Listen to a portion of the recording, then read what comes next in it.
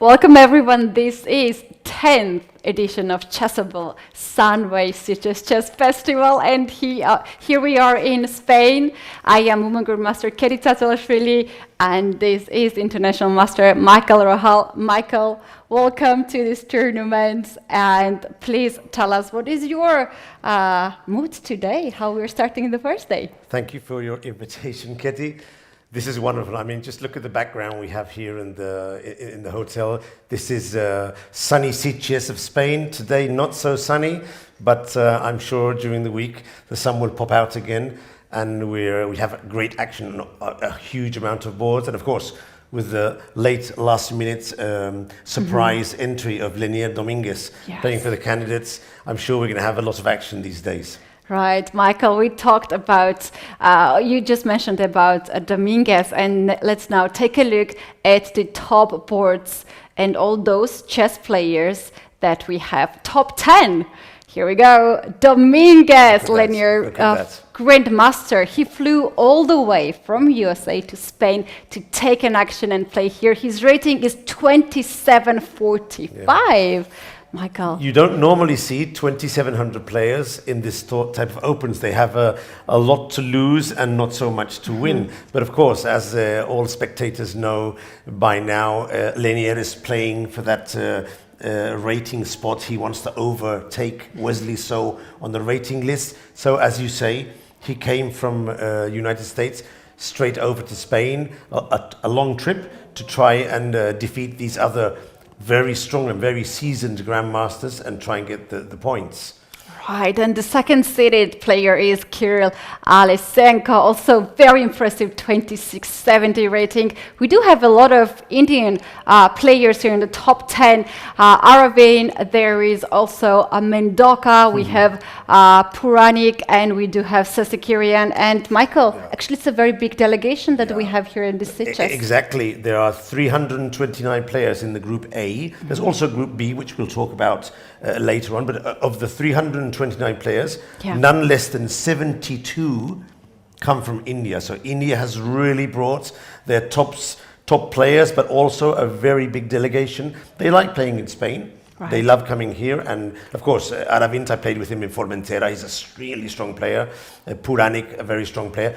Sasikirian, he's a surprise player because Sasikirian used to have 2,700. Right. So he's a very strong player. I mean, any one of these guys could easily take this tournament down, especially number 5, Vorda Murzin, playing under the FIDE flag, 15 years old, one of the top junior players.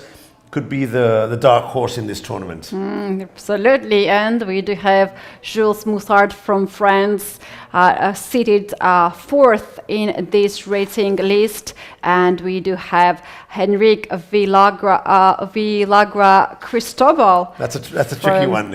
Cristobal Enriquez Villagra is the way to say it in Spanish. I mixed it up. Yeah, it's always tough to these Spanish long names are really complicated. The same for the Polish names, as you know, they're also very difficult to say. Enriquez Cristobal is a very strong Chilean player, one of the top South American players. And of course, Mendonca, another very young player. And Vahap Sanal from Turkey. He's the wonderful player. He was in Baku in the World Cup. I just mistaked him completely for Harry Potter. He is a very similar player. All of these are top guys. France is also bringing a very big delegation, 27 players in Group A, and taking into account that Spain we're in Spain now. There's only 50 players of the 329. We can easily say that Sitges is a tournament where a lot of international players feel comfortable, a safe environment, good surroundings, nice beach, top level organization, and I'm really happy to be here and commentate alongside you, Teddy. You know, for many years I've been saying we need to do a tournament together. Yeah, and here we have the moment. So guys, this is top 10 players, but we do have more than 400 players in A and B groups. Now let's take a look at the pairings of the first round, because you know, first round and the start of the tournament is very important for all the players to have a good start. Always tricky, because in all these tournaments nowadays, you see some upsets even in the first round. As we were saying before, there's 329 players in the A group. Ketty, 166 of those players have a title FIDE. They are titled players from Grandmasters. There's 36 Grandmasters down to Candidate Masters. There are none less than 13 Candidate Masters and 3 women Candidate Masters. So as you can see on the screen, even in the first round, on board 3, Grandmaster Citambaram Aravin is playing a very strong FIDE master. I think he's from Romania, Daniel Ristocescu, 2100 player. I mean, of course, you expect these 2600 players to win, but nowadays a 2100, 2200 player, they play very well. They can get a draw. They can even defeat you if you're not careful. So already in the first round, all these players have to bring their A game to the board, for sure. I agree with that, Michael. So here we have the pairings of the first round for the top boards. And Michael mentioned that the guys are playing already against 2100 players. Strong players. Oh, tough day for everyone. Especially when they're playing with the black pieces. If they're playing with the white pieces, like Lenier, we can see him already on the board. We'll have to talk a lot about Lenier, of course, but today he has the white pieces against a tough first board player against Akos Kosmar. Yeah, he's a young kid, so always tricky when you're playing against young kids. When you're playing with the white pieces and you're a 2600 player, you're normally you have a solid base, good fundamentals, and you normally take advantage of the mistakes. But when you're playing with black against a guy who's well prepared and maybe just wants to draw, it's not so easy to try and find something interesting in the game and look for winning chances. Right, Michael, so happy to be here. And on the background, you can see a lot of players are located. We do have 2 playing venues. It is divided because it's impossible to have 400 players in the same area. We will be for sure mainly focused on this board because we have Dominguez here, one of the top chess grandmasters who joined the tournament last minute. And Michael, we can also talk a little bit about why he joined at this tournament, because 2700 guy, chess player, they don't very often play in the open tournaments because this is very risky for them. You normally see these 2700 guys playing in closed tournaments, specifically targeting the candidates and the World Championship. The reason they don't normally play in open tournaments is because a 2750 guy like Lenier Dominguez, to gain rating, if he plays consistently against 2600 guys, he needs to score maybe 70%, and that is really difficult because these 2600 guys play very well at chess, so it's risky for them to come. Also, they play higher standard tournaments with very good prizes. Now, as you're saying before, Ketty, the reason that Lenier last minute made this trip from the States to Sitges is because he is fighting for the rating spot to go to the candidates tournament.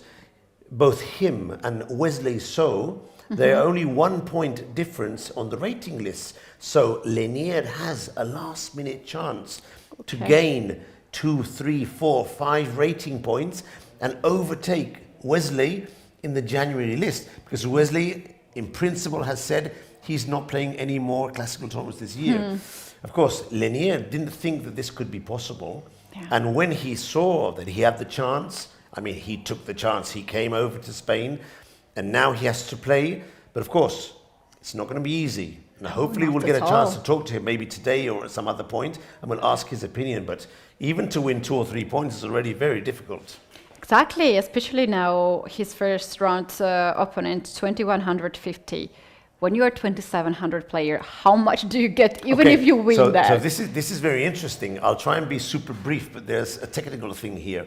FIDE took away 2 years ago the rule where if there's 400 points difference between your rating and the other player's rating, now you don't win anything if you win. If you lose rating. Yeah. But if you win, you don't win any rating. Now, the 1st of January, they'll bring it back. This rule will be brought back. Will be, but it's not working right now. So I asked Nuno Andrade, who's the main arbiter, I asked him this morning, I said, Nuno, I mean, this is something that I need to know. Yeah. And he told me something very interesting. It's true that they don't win rating with more than 400 points gap, but the rule says that 1 game in each tournament, you do win rating, but only for 1 game. So if Lenier wins today, he gets 0.8. Oh. Basically 1 point. Yeah. Not he needs enough. to. He needs to. But tomorrow, if the gap is more than 400 points, which could easily be like that, if he plays a 2300 player, that is more than 400 points. Even if he wins, he won't win any rating tomorrow. So this is unbelievable. So tricky situation, you guys. Together with the chess drama, we have also very, very nice view here. This is a sea. I mean, the viewers might think that this is some sort of AI, artificial intelligence screen. No. We're in Sitges, and the main playing venue in Spanish is called the Atalaya, which in English, I'm not sure the translation word, basically is one of these high towers with views on top of the sea. So when they're walking around, look, you can see the view behind. It's fantastic. Look at this guy. This is real. I mean, we don't have it behind us now, but it's outside.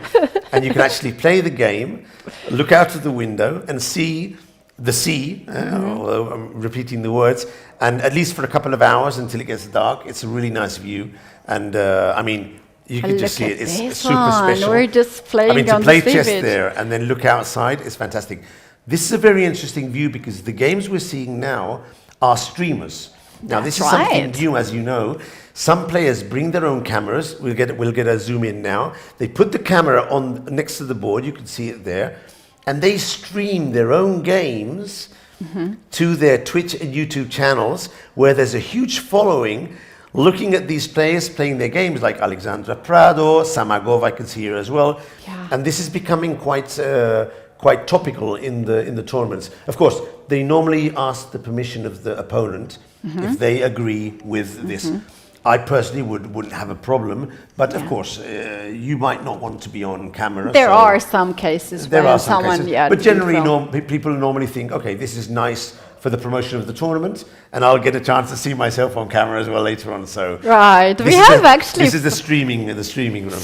Streaming corner. We have 5 boards on the streaming corner, and we can see they have some special space. Yes, it's a special room, and I think it's the main Atalaya room, but right on the side of the room. Yeah, it's the same. This place is cameras are in the one of course, room. Because you can't allow spectators to walk around this area because if someone involuntarily knocks off the camera, then there'll be a problem. End of the stream. And also, we have to remember there are some security measures in the tournament, which is anti-cheating with the delay. Yeah. These players use their own equipment, which has to be vetted first by the arbiters to make sure. I mean, of course, they're playing safe and correctly, but you have to be careful nowadays with all these things. No?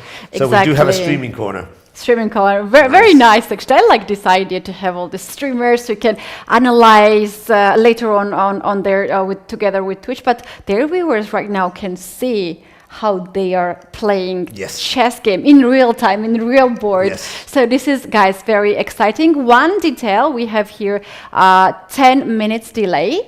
For the streamers as well. This is the safety measures, which is so much needed nowadays in the chess events, especially this kind of big chess event with hundreds of participants, it's very important for the chess participants to feel safe. Yes. And here we have it. I think it's good to remind the viewers, and not all of our viewers will be savvy in the anti-cheating detection area, so it's good to remind them that most of the tournaments nowadays, top tournaments, have a series of anti-cheating measures, and the most basic one obviously is to scan the participants when they go into the hall.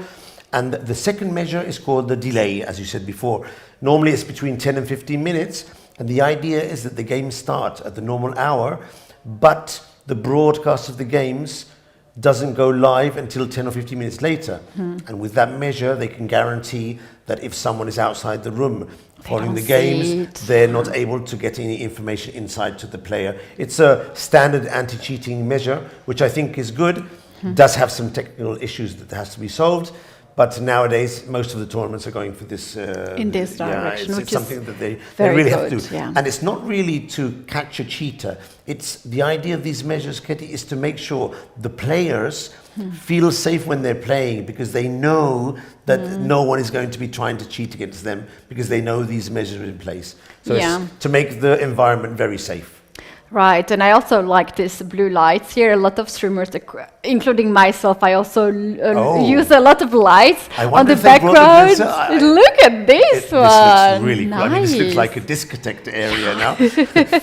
Just pissing, dancing on the board. Beautiful. The blue lines underneath the lights, very nice. And of course, I can already see 2 or 3 of the cameras standing up. And of course, at some point, Ketty, they'll have to really deal with the rules of the streamers, because, of course, for example, if I was playing against someone who's streaming the game, I'd be uncomfortable if the player stands up and starts touching the mobile phone to put a better angle, because although I know it would be correct, it would make me feel a bit weird. Know what's happening here? So but these because players, not everyone knows how this stream actually works.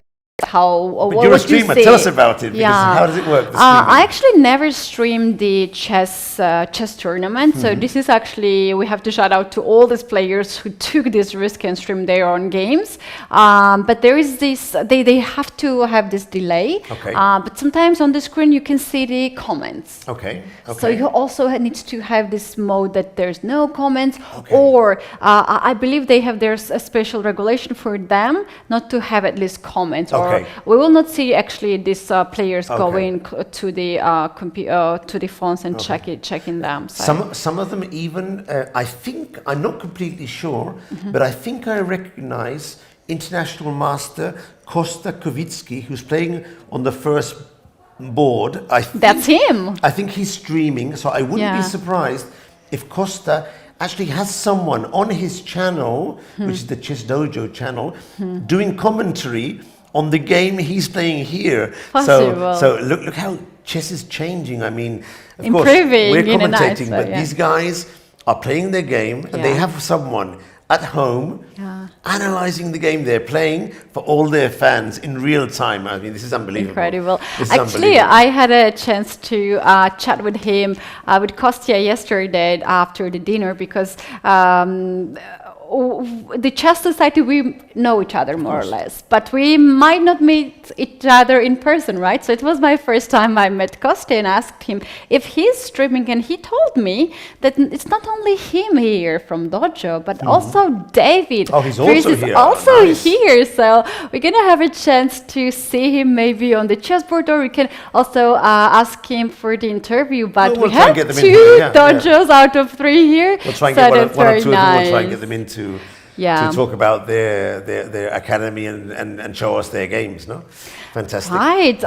Michael, I think now we can slowly start to pop up the chessboard on the screen and start to analyze the game Dominguez against Cosmar. This game has really big value for Dominguez. We can see already Lenier playing with the white pieces. He just stood up, so he's relaxed and calm with this game. He's walking around the venue, but he stays near his board because, of course, as soon as his opponent plays, he wants to get back. I can see the position of the board. I wonder if I can go back a few moves. I'm going to try and do this going down here and clicking here. Okay, so If you agree, Katie, we can move a few of the opening moves and talk a bit about the opening. That's a very good If idea, that's okay. Michael. I think the viewers will appreciate that. Yeah. And then we get will to the understand it position. better. But also, we have 90 minutes Yes. for 40 moves. Then, after 40 moves, 30 minutes of the increment, and all the players get 30 seconds of increment Yes. per move. So this is a classical time control, and we have plenty of time Yes. here. Yes. We can go through too many games from the very Of beginning. course, most of the viewers are seasoned chess aficionados, so they know this. But for those of you who maybe have just stumbled on our chess broadcast and want a bit more information, the classical time control is a full 90 minutes, which is 1.5 hours for the game. And then after each move, the clock automatically gives you a 30 extra seconds, which is very useful, especially at the last minutes when you're lacking time. As soon as they get to the 40th move, they get an extra half an hour. This is important because after 40 moves, you really need to go to the toilet. I mean, you want to take a break, maybe stand up and check one of your friends, and you get the extra half an hour. So we have on the screen Lenier Dominguez against his opponent. His name was Alec Akos Kosmar from Hungary. from Hungary. A very young player. A young kid, Yeah. 2100 player. And I saw already the position, the final position. I think it's a theoretical position, so let's go through the moves. We can see on the clock that Alec is he's already spent about 20 minutes. Meanwhile, Lenier is playing on the increment. He's spent the 30 seconds for each move, playing very fast. So Lenier started with e4, Caro-Kann was played, and Lenier goes for the advanced variation, which is a topical variation between top-rated players nowadays. Of course, the difference between the French and the Caro-Kann is that black can develop his bishop safely outside the chain. So that's what the black player decided to do. He brought his bishop out, and now Lenier went for the modern idea with knight f3 and bishop e2. This is called the so-called short variation, because Nigel Short started playing this variation in the late 90s, became very popular. And nowadays, a lot of top players are playing this variation. The idea essentially is just to bring out your pieces and try at some point to swap off the bishop with knight takes f5 and play with the bishop pair. So black played a developing move, c5, hitting the center. Lenier went bishop e3. At the start of the short, when Short started playing this variation, against c5, a lot of players with castle and then hit the center with c4, breaking up the position and going for development attack. But nowadays, most players play it safely with bishop e3, threatening to capture the pawn, and after queen b6, this is a very risky move, but a very ambitious move. Because of course, bringing the queen out here, hitting the pawn on b2, if white has to go to defend it, black's doing very well. But of course, Lenier, a very strong player, sacrifices the pawn with knight to Beautiful c3 move. and castles, and he says, eat that pawn if you want, but it's a poison pawn. We all know what happens. And of course, the thing is, where does the compensation come from when you sacrifice a pawn and also the pawn on c2 is hit by the queen and by the bishop?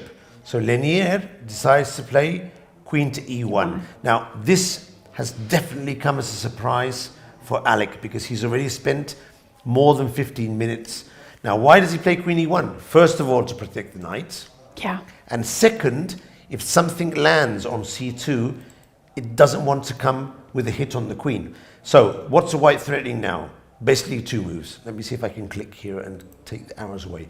He's threatening knight to b5, which is a tremendously strong move with the threat here. But also, Katie, as you know, with the knight on b5, the queen can't escape. So we'll be thinking of trapping the queen at some point. That's one threat. And the second threat is more direct. Rook to b1 and rook takes b7 and go for the king. This is very ambitious, very risky as well. It's actually surprising for me to see Lenier, who's such a strong player, go for such a risky continuation, but he is sacrificing material. But I think it's an interesting choice. What do you have on your screen? Okay, what I have on did that my make sense screen. more or less or not? Did it make sense? So, hope so. actually, I thought that I also agree with you that this is risky from both players. Yes, this is an ambitious But I position. think it's more risky for black. Yeah. Because for only 2 pawns, you're giving up way more. You're giving up your development. You can see bishop and knight are not developed. Your king needs at least 2 moves to be castled. Yeah, the king side is tremendously underdeveloped. Yeah. And if somehow white managed to weaken a little bit the queen side, the king on e8 will be checkmated soon. Yep. Or black will lose very big material. What I have on my screen, and what's really interesting, is that they have played so many games in this opening already. 140 games and a bit more. I can search here. And it's very interesting that I can see that white won in more cases. The percentage of white winning is more. So white is doing well in this variation, yeah? Sorry, black's is doing well, yeah. Of course, there might be a lot of blitz games there. Blitz games, we never know, no? We never know. It's very likely a lot of blitz game because now I'm looking at the online database. But what we know here and at this point is, according to this database, black's main move can be to I love this move actually, to castle here, long side. Long castle, yeah. That's not something to solve 2 problems together, Michael. Well, we mentioned the king. It does solve the threats. It does solve them. That is true. But to put the king where the other person has an open file, it's not so intuitive move.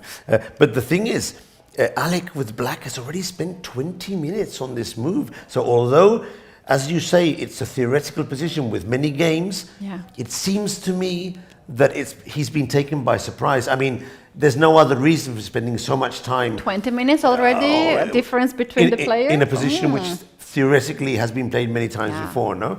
I wonder, will he find this long castle, or will he be tempted to there are 2 other moves to capture the pawn on c2 and go for the material, no? Ooh, that's very nice move. Michael, other moves are c4 to try to close the center. That makes a lot of sense. Gets control, like bishop on e2 will be less That makes active. a lot of sense, Ketty. That's actually a move that I would consider doing myself, yes. And c takes d4 is the most played move here in this position. If I do the variation on the board, I hope we won't lose the main moves when they come up, I suppose, no? So if he takes here, I understand that white would capture with the knight, and there's 2 ideas here. He can capture the e5 pawn, grabbing more material, but now he's going to be very weak, because I think we could capture the bishop, maybe, and look at the evaluation bar going up, either with a lovely check here, or with the capture of the pawn here. And also, Ketty, look, the queen on e1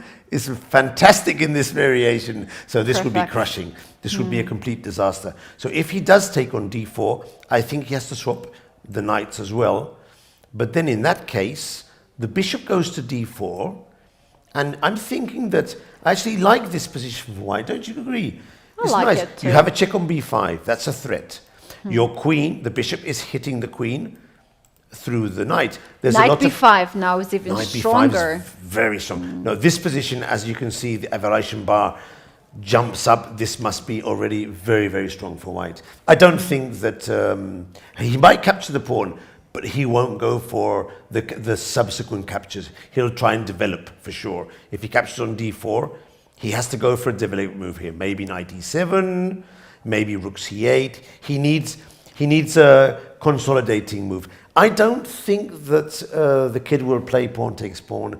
I think he'll go for c4 or long castle. That's my intuition. I just don't see him allowing Lenier to bring more pieces to the attack. Yeah, and also at this point, we talked about this. If he spends so much time on the clock, he probably is not in his books right now, or he's memorizing what was in this line.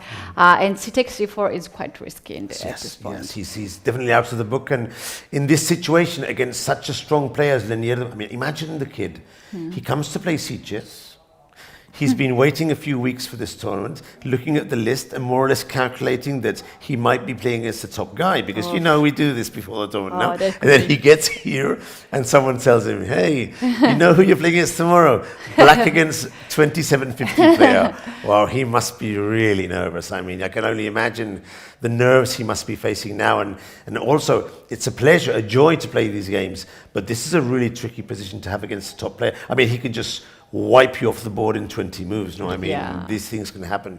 What do you think of Lenier? Do you think look at his face. He looks quite calm, no? Very relaxed. He looks very relaxed, and we know that in this morning he had a bit of a walk after the breakfast together with his coach, who is also accompanying him. Chuchilov normally takes. Yes. He was with him in Baku. I saw them both in Baku, eating together, going to the gym together. I actually interviewed him in Baku, and he said that he was taking much more care of his diet, of exercise, because he understood that after crossing the 40 years old threshold, he really needs to take care of himself to perform at a high level in chess, no? Oh, that is actually Look quite at the sun amazing. coming down behind. Oh, it's getting darker and darker here. It is really lovely to be here at the Sunway Chess Festival. And it was always my dream to come here at this event. It's 10th edition. So every year I wanted to come here.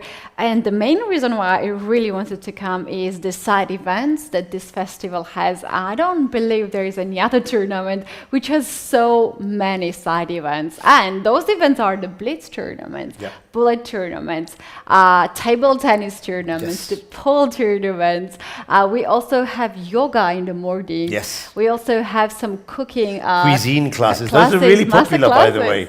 Doing the steak tartare, or doing the paella, or making the sangria. They're very popular. Also, it's interesting because you talked about the blitz tournaments. Now, in this festival, every year they were doing the Chessable Blitz tournaments by themselves. But this year, the creative minds behind the tournaments, such as Fran, such as Oscar, and the other creative minds, they come up with a very interesting idea. They decided to do a chess pentathlon, which are 5 chess tournaments, and you get some points from each of the tournaments. They're doing classical. Brilliant. They're doing the blitz. They're doing the bullet tonight.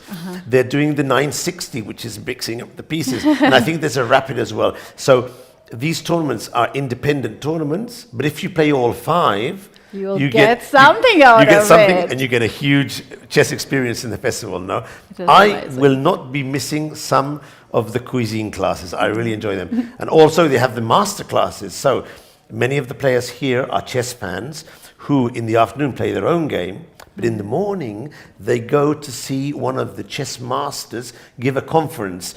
Maybe they'll talk about their best games. About some opening which could be interesting. So there's a huge range of options for every chess player. It's really great. So lovely. And I know that you're also one of the speakers of one of the master classes. So gonna attend myself to my colleagues' master class. But you're very good. You won't learn anything. You're too good.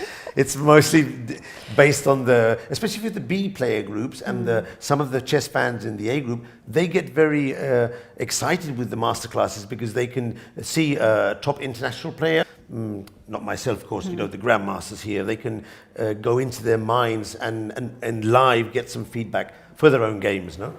Yeah. He's still thinking. Poor, I feel bad for him. I mean, it's so tough. To make the move. He has to make the move. And you're looking at Lenier's face, and Lenier's like this. Now he's like, just walking around. He's not even on the chessboard. I wonder if he decided to walk on the beach to relax a little bit. Okay. His opponent has to make the move because very often chess coaches are recommending the students not to think more than 15 to 20 moves because then you are starting seeing goes. Nothing more but the goes. Kramnik said once, Vladimir Kramnik, I mean, world champion, he said, and I remember this very vividly, he said, when a player starts thinking more than 12 minutes, that's his threshold, you start going over the same lines once and once again, and he called it circular calculations, where you're just going round and round and round, but you're not calculating nothing new, except if it's a position where you're sacrificing a piece, for example, and you're specifically calculating lines. If not, between 8 and 12 minutes is the maximum time he was considering. Now, Alex, he's been taking nearly 25 minutes. Yeah, I mean, he has to make a I mean, he move. doesn't know what to do. He has so many choices, he doesn't know what to do. And we can ask to our viewers on YouTube and Twitch platforms who are now joining us, are you one of circle calculators in the chess? I definitely We're going around. I try to avoid it, and I know it's one thing is knowing something is bad for you, and the other thing is getting that habit out of the way. It's not so easy. Not so easy, and also it's tough to face the difficult position like this one when you have a lot of candidate moves. It's not easy to choose which one is the best because it's a critical moment. Your decision here can be very important, can be very crucial as well. So as the sun is going down, now we can see it getting dark in Sitges, Spain. Let's now take a look at the second board of the But before we tournament. change, give me your choice here, and I'll tell you mine. What do you think he's going to do? Then we'll see when we come back. On the What game? do you think he's going to do? I'm going to go with c4. I think at some point he'll say, I'm going to close this position and see what happens. What do you think he's going to do? Do you think he'll go for long castle? That's too risky. It's a fun trick. Let's just use the move and see what happens. I will go with maybe he will take the pawn on c2. Okay, so you go for c takes d. Yeah. And I think he made a move. I think he made a move. Let's check it out. Yeah, and he's standing up. So let's just change the board and then we can go back and see. We can go like this. Okay. And we can see it is actually a c4. You guessed it. I guessed it right. Okay, it's one of the candidate moves.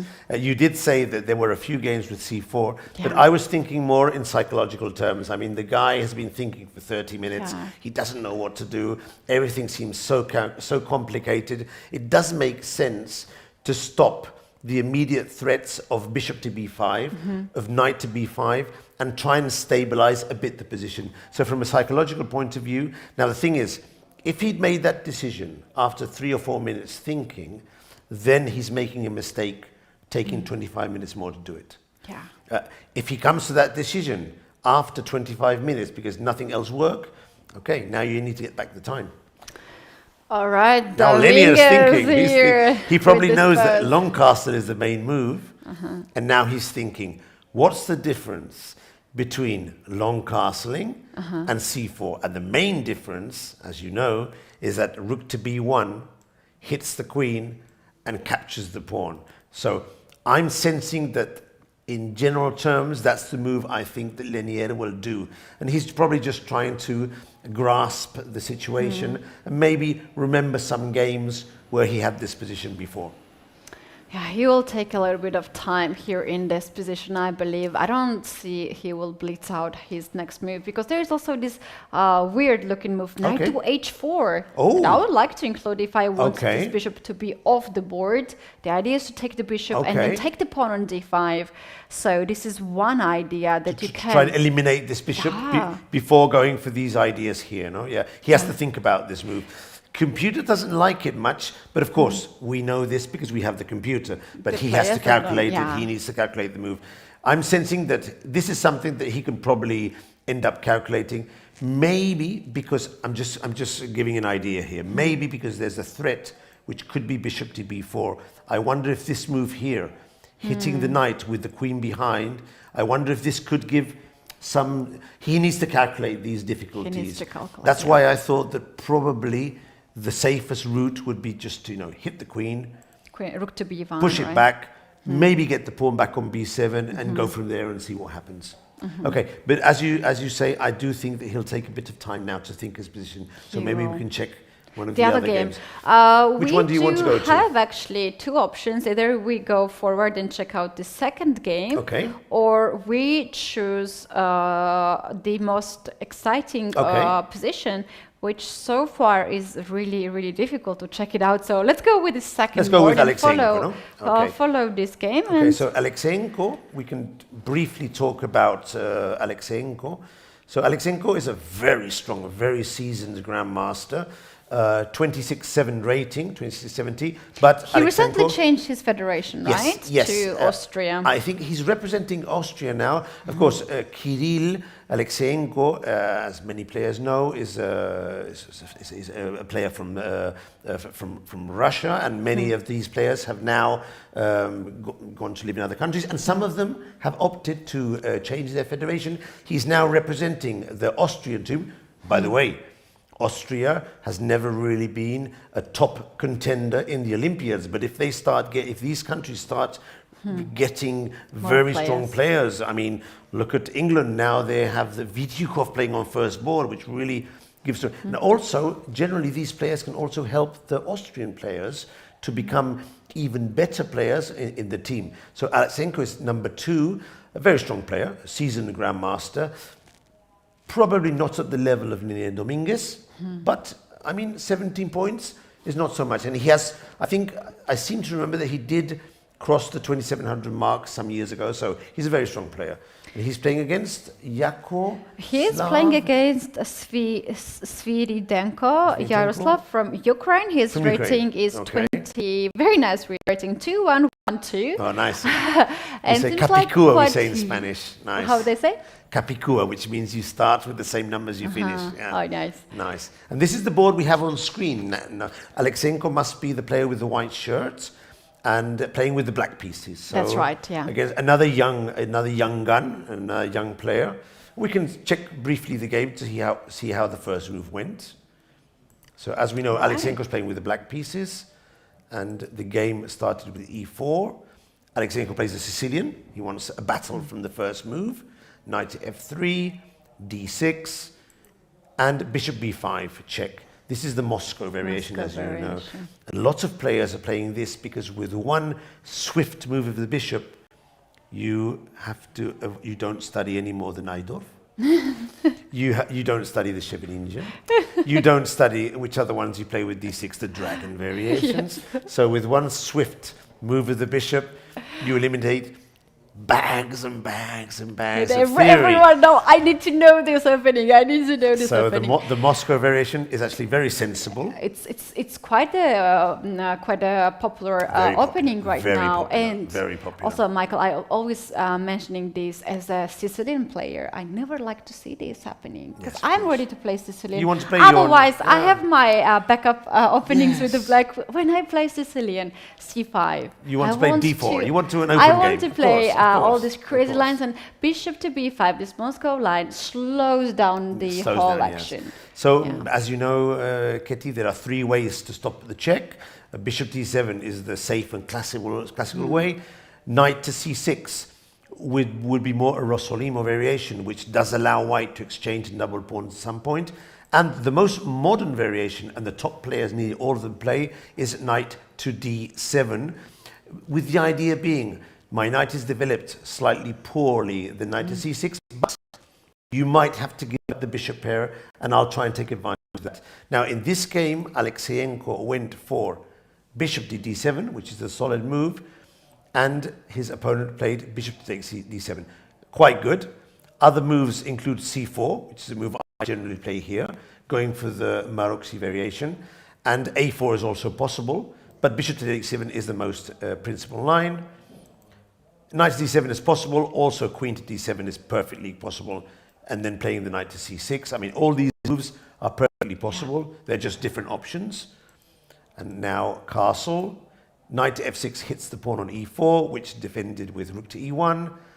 And white, what he's doing basically is keeping up the option of playing c3 and d4, or c4 and d4, going for the Maroczy variation, and that depends on just the preference of every player.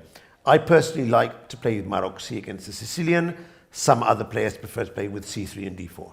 Now, for this move, Yaroslav goes for c3, so he goes for the opening, and d4, and castle. This is a nice position for both players. I personally like a bit more white's nice pawn center, but black is extremely solid. And what's more important, black maintains all the pieces on the board, which is what the grandmaster wants to do against the weaker player. Just he has to win. Keep the pieces on the board and just hope that at some point the opponent will go wrong in the strategy. This is a normal position, probably theoretical still. H3 seems like a sort of waiting move.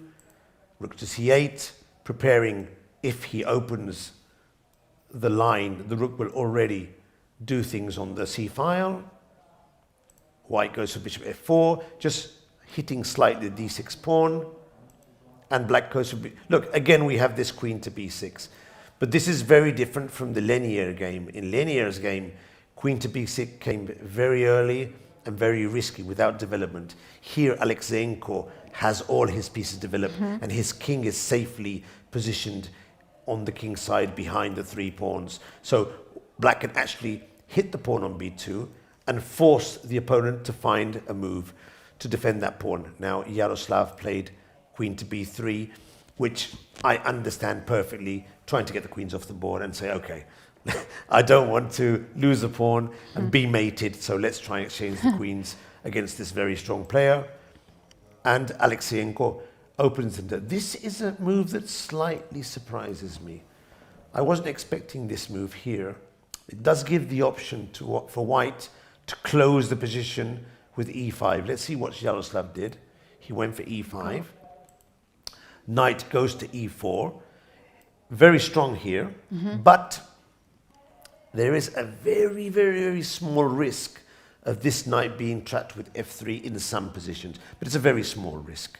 And basically what black wants to do is, if the white knight comes out here, then he can swap it off and the D4 pawn will be under pressure. So this is very well played by Alexeyenko.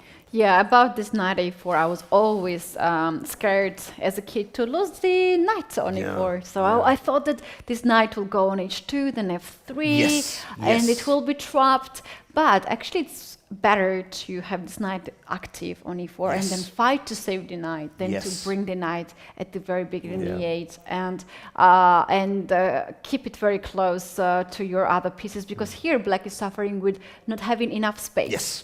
Because of the pawn structure, black's pieces are having issues of the space, and knight E4 is inviting knight D2 to be actually traded. And in case of knight to H2, right now the pawn on D4 will hang, so black is counting on that. We can show the spectators this line.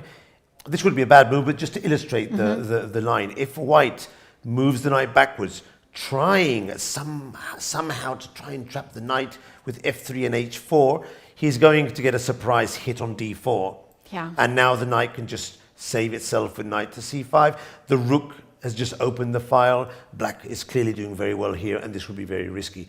I would think, it's just my intuition, I would think that Yaroslav at some point will decide to swap off the queens.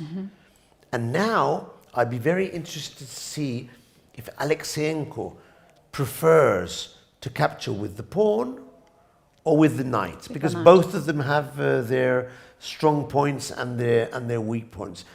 I think I would capture with the knight, but I'm not totally sure. I would also capture with knight. First of all, the knight then comes on A4 and starts to make some problems on the queen side. And we know that in this structure, black is stronger on the queen side and white is stronger on the king side due to the pawn structure. After knight to A4, you're somehow struggling to guard the pawn on B2, and you don't want to push this pawn forward then, because C3 square or the pawn will hang. Another detail here, Michael, can be that if we take with a pawn, maybe knight A3, knight B5, it will be the perfect out spot for white's any piece. You can even start with A4 in that position. A takes B, A4. You're completely right. Knight A3, knight B5. This square here would be a very good square for a white knight. So this is something to be considered. A move has been made. So move has been made, and I go to the moves. I was actually seen on the camera that white decided to play knight to B2. Go to safe. But now, after the exchange of knights, he has to recapture with the bishop. If he recaptures with the knight, then, I mean, maybe the D4 pawn is not hanging because we can exchange queens in the middle, but he opted to capture with the bishop, I think. Because he's not giving up the C file. He wants to keep the C file controlled, and also with the knight on F3, just to maintain sufficient control of the D4 square. No, so I think this position, Ketty, is fairly balanced, and it will be interesting to see how Alexeyenko is able to drum up some sort of initiative in a position which resembles the French defense, where f6 is very difficult to execute because of the pressure on the e-file.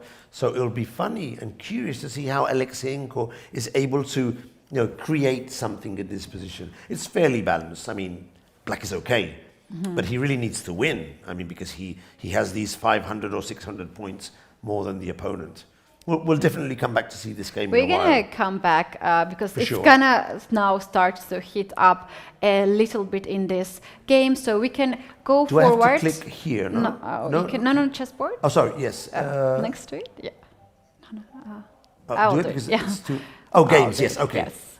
And we can go to the board 3. Here we have very interesting position. Very interesting Queen is already in the board on h5, starting to annoy black's pieces. Both kings are now in the center, but there is a big difference. White can castle either on the long side or on the short side. It's a whole menu on the board for white, and black seems to be just a little bit behind. A little bit behind in development, but Chitarambam Aravind has spent already half an hour, which indicates to me that maybe this is a more or less fresh position, or at least not something that has been played mainstream. It looks like a Sicilian, but with this pawn on b3, I wonder if Chitaram went for one of these b3 Sicilians. Let's see. I will not be surprised. Yes. I will not be surprised. And b6 is actually a very good move, because one of the tricks or traps in this b3 line is that if black plays d5, which seems very sensible, there's exchange of pawns, and then there's this check on b5, at least this is the theory I used to remember, and after this exchange of pieces, white normally gets in d4 and leaves black with an isolated pawn on d5. This is considered to be slightly better for white and very easy to play. So when this was known, players started to go against b3 to play b6, which is the move that the opponent has done. And the idea behind this is that after bishop b2, bishop b7 hits the pawn and doesn't allow white to do this very nice setup with c4, d4 to go for the Maroczy. So now Chitambaram played knight to c3, protecting the pawn, and finally develops the bishop, opens up the game, and now we're going to get to the position which we discussed before. Here, maybe he could have considered exchanging knights and then bring the other knight to c6. That could have been an option. But he preferred to exchange, to play knight to c6. And now we get this exchange of pieces and queen h5.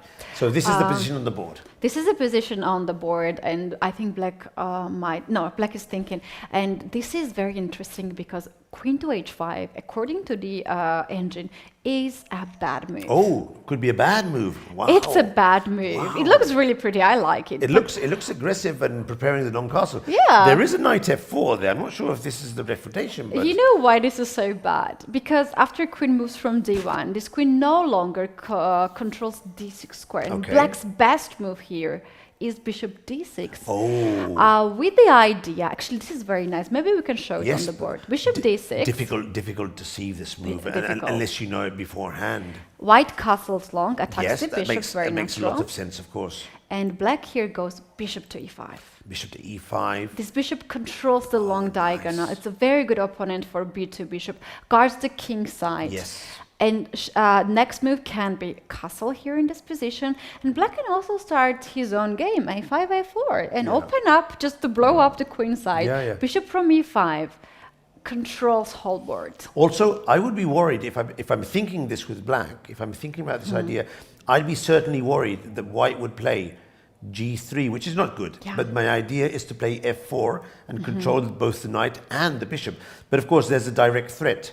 If g3 or similar, black can consider capturing the knight. Queen f6 is another move there. Or queen f6 and knock off the e4 pawn. So there are actually some direct threats with this move.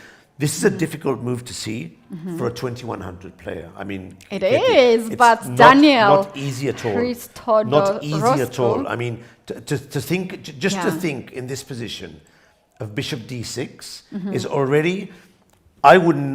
I'm an international Russian. I would not think of bishop d6.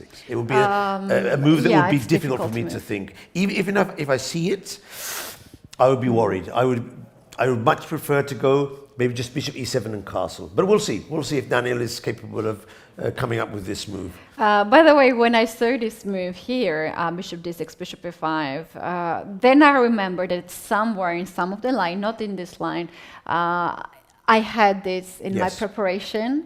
Bishop d6, bishop e5, I did fight for this file.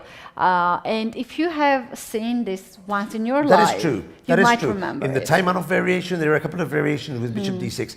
The idea behind it, I've seen it before, but it would still be maybe just a stretch too difficult for me to implement it in this position. But we'll see. Daniel is a young player. No, he's a FIDE master. Actually, he's a title player, which means that he had 2300. He crossed 2300. Yeah.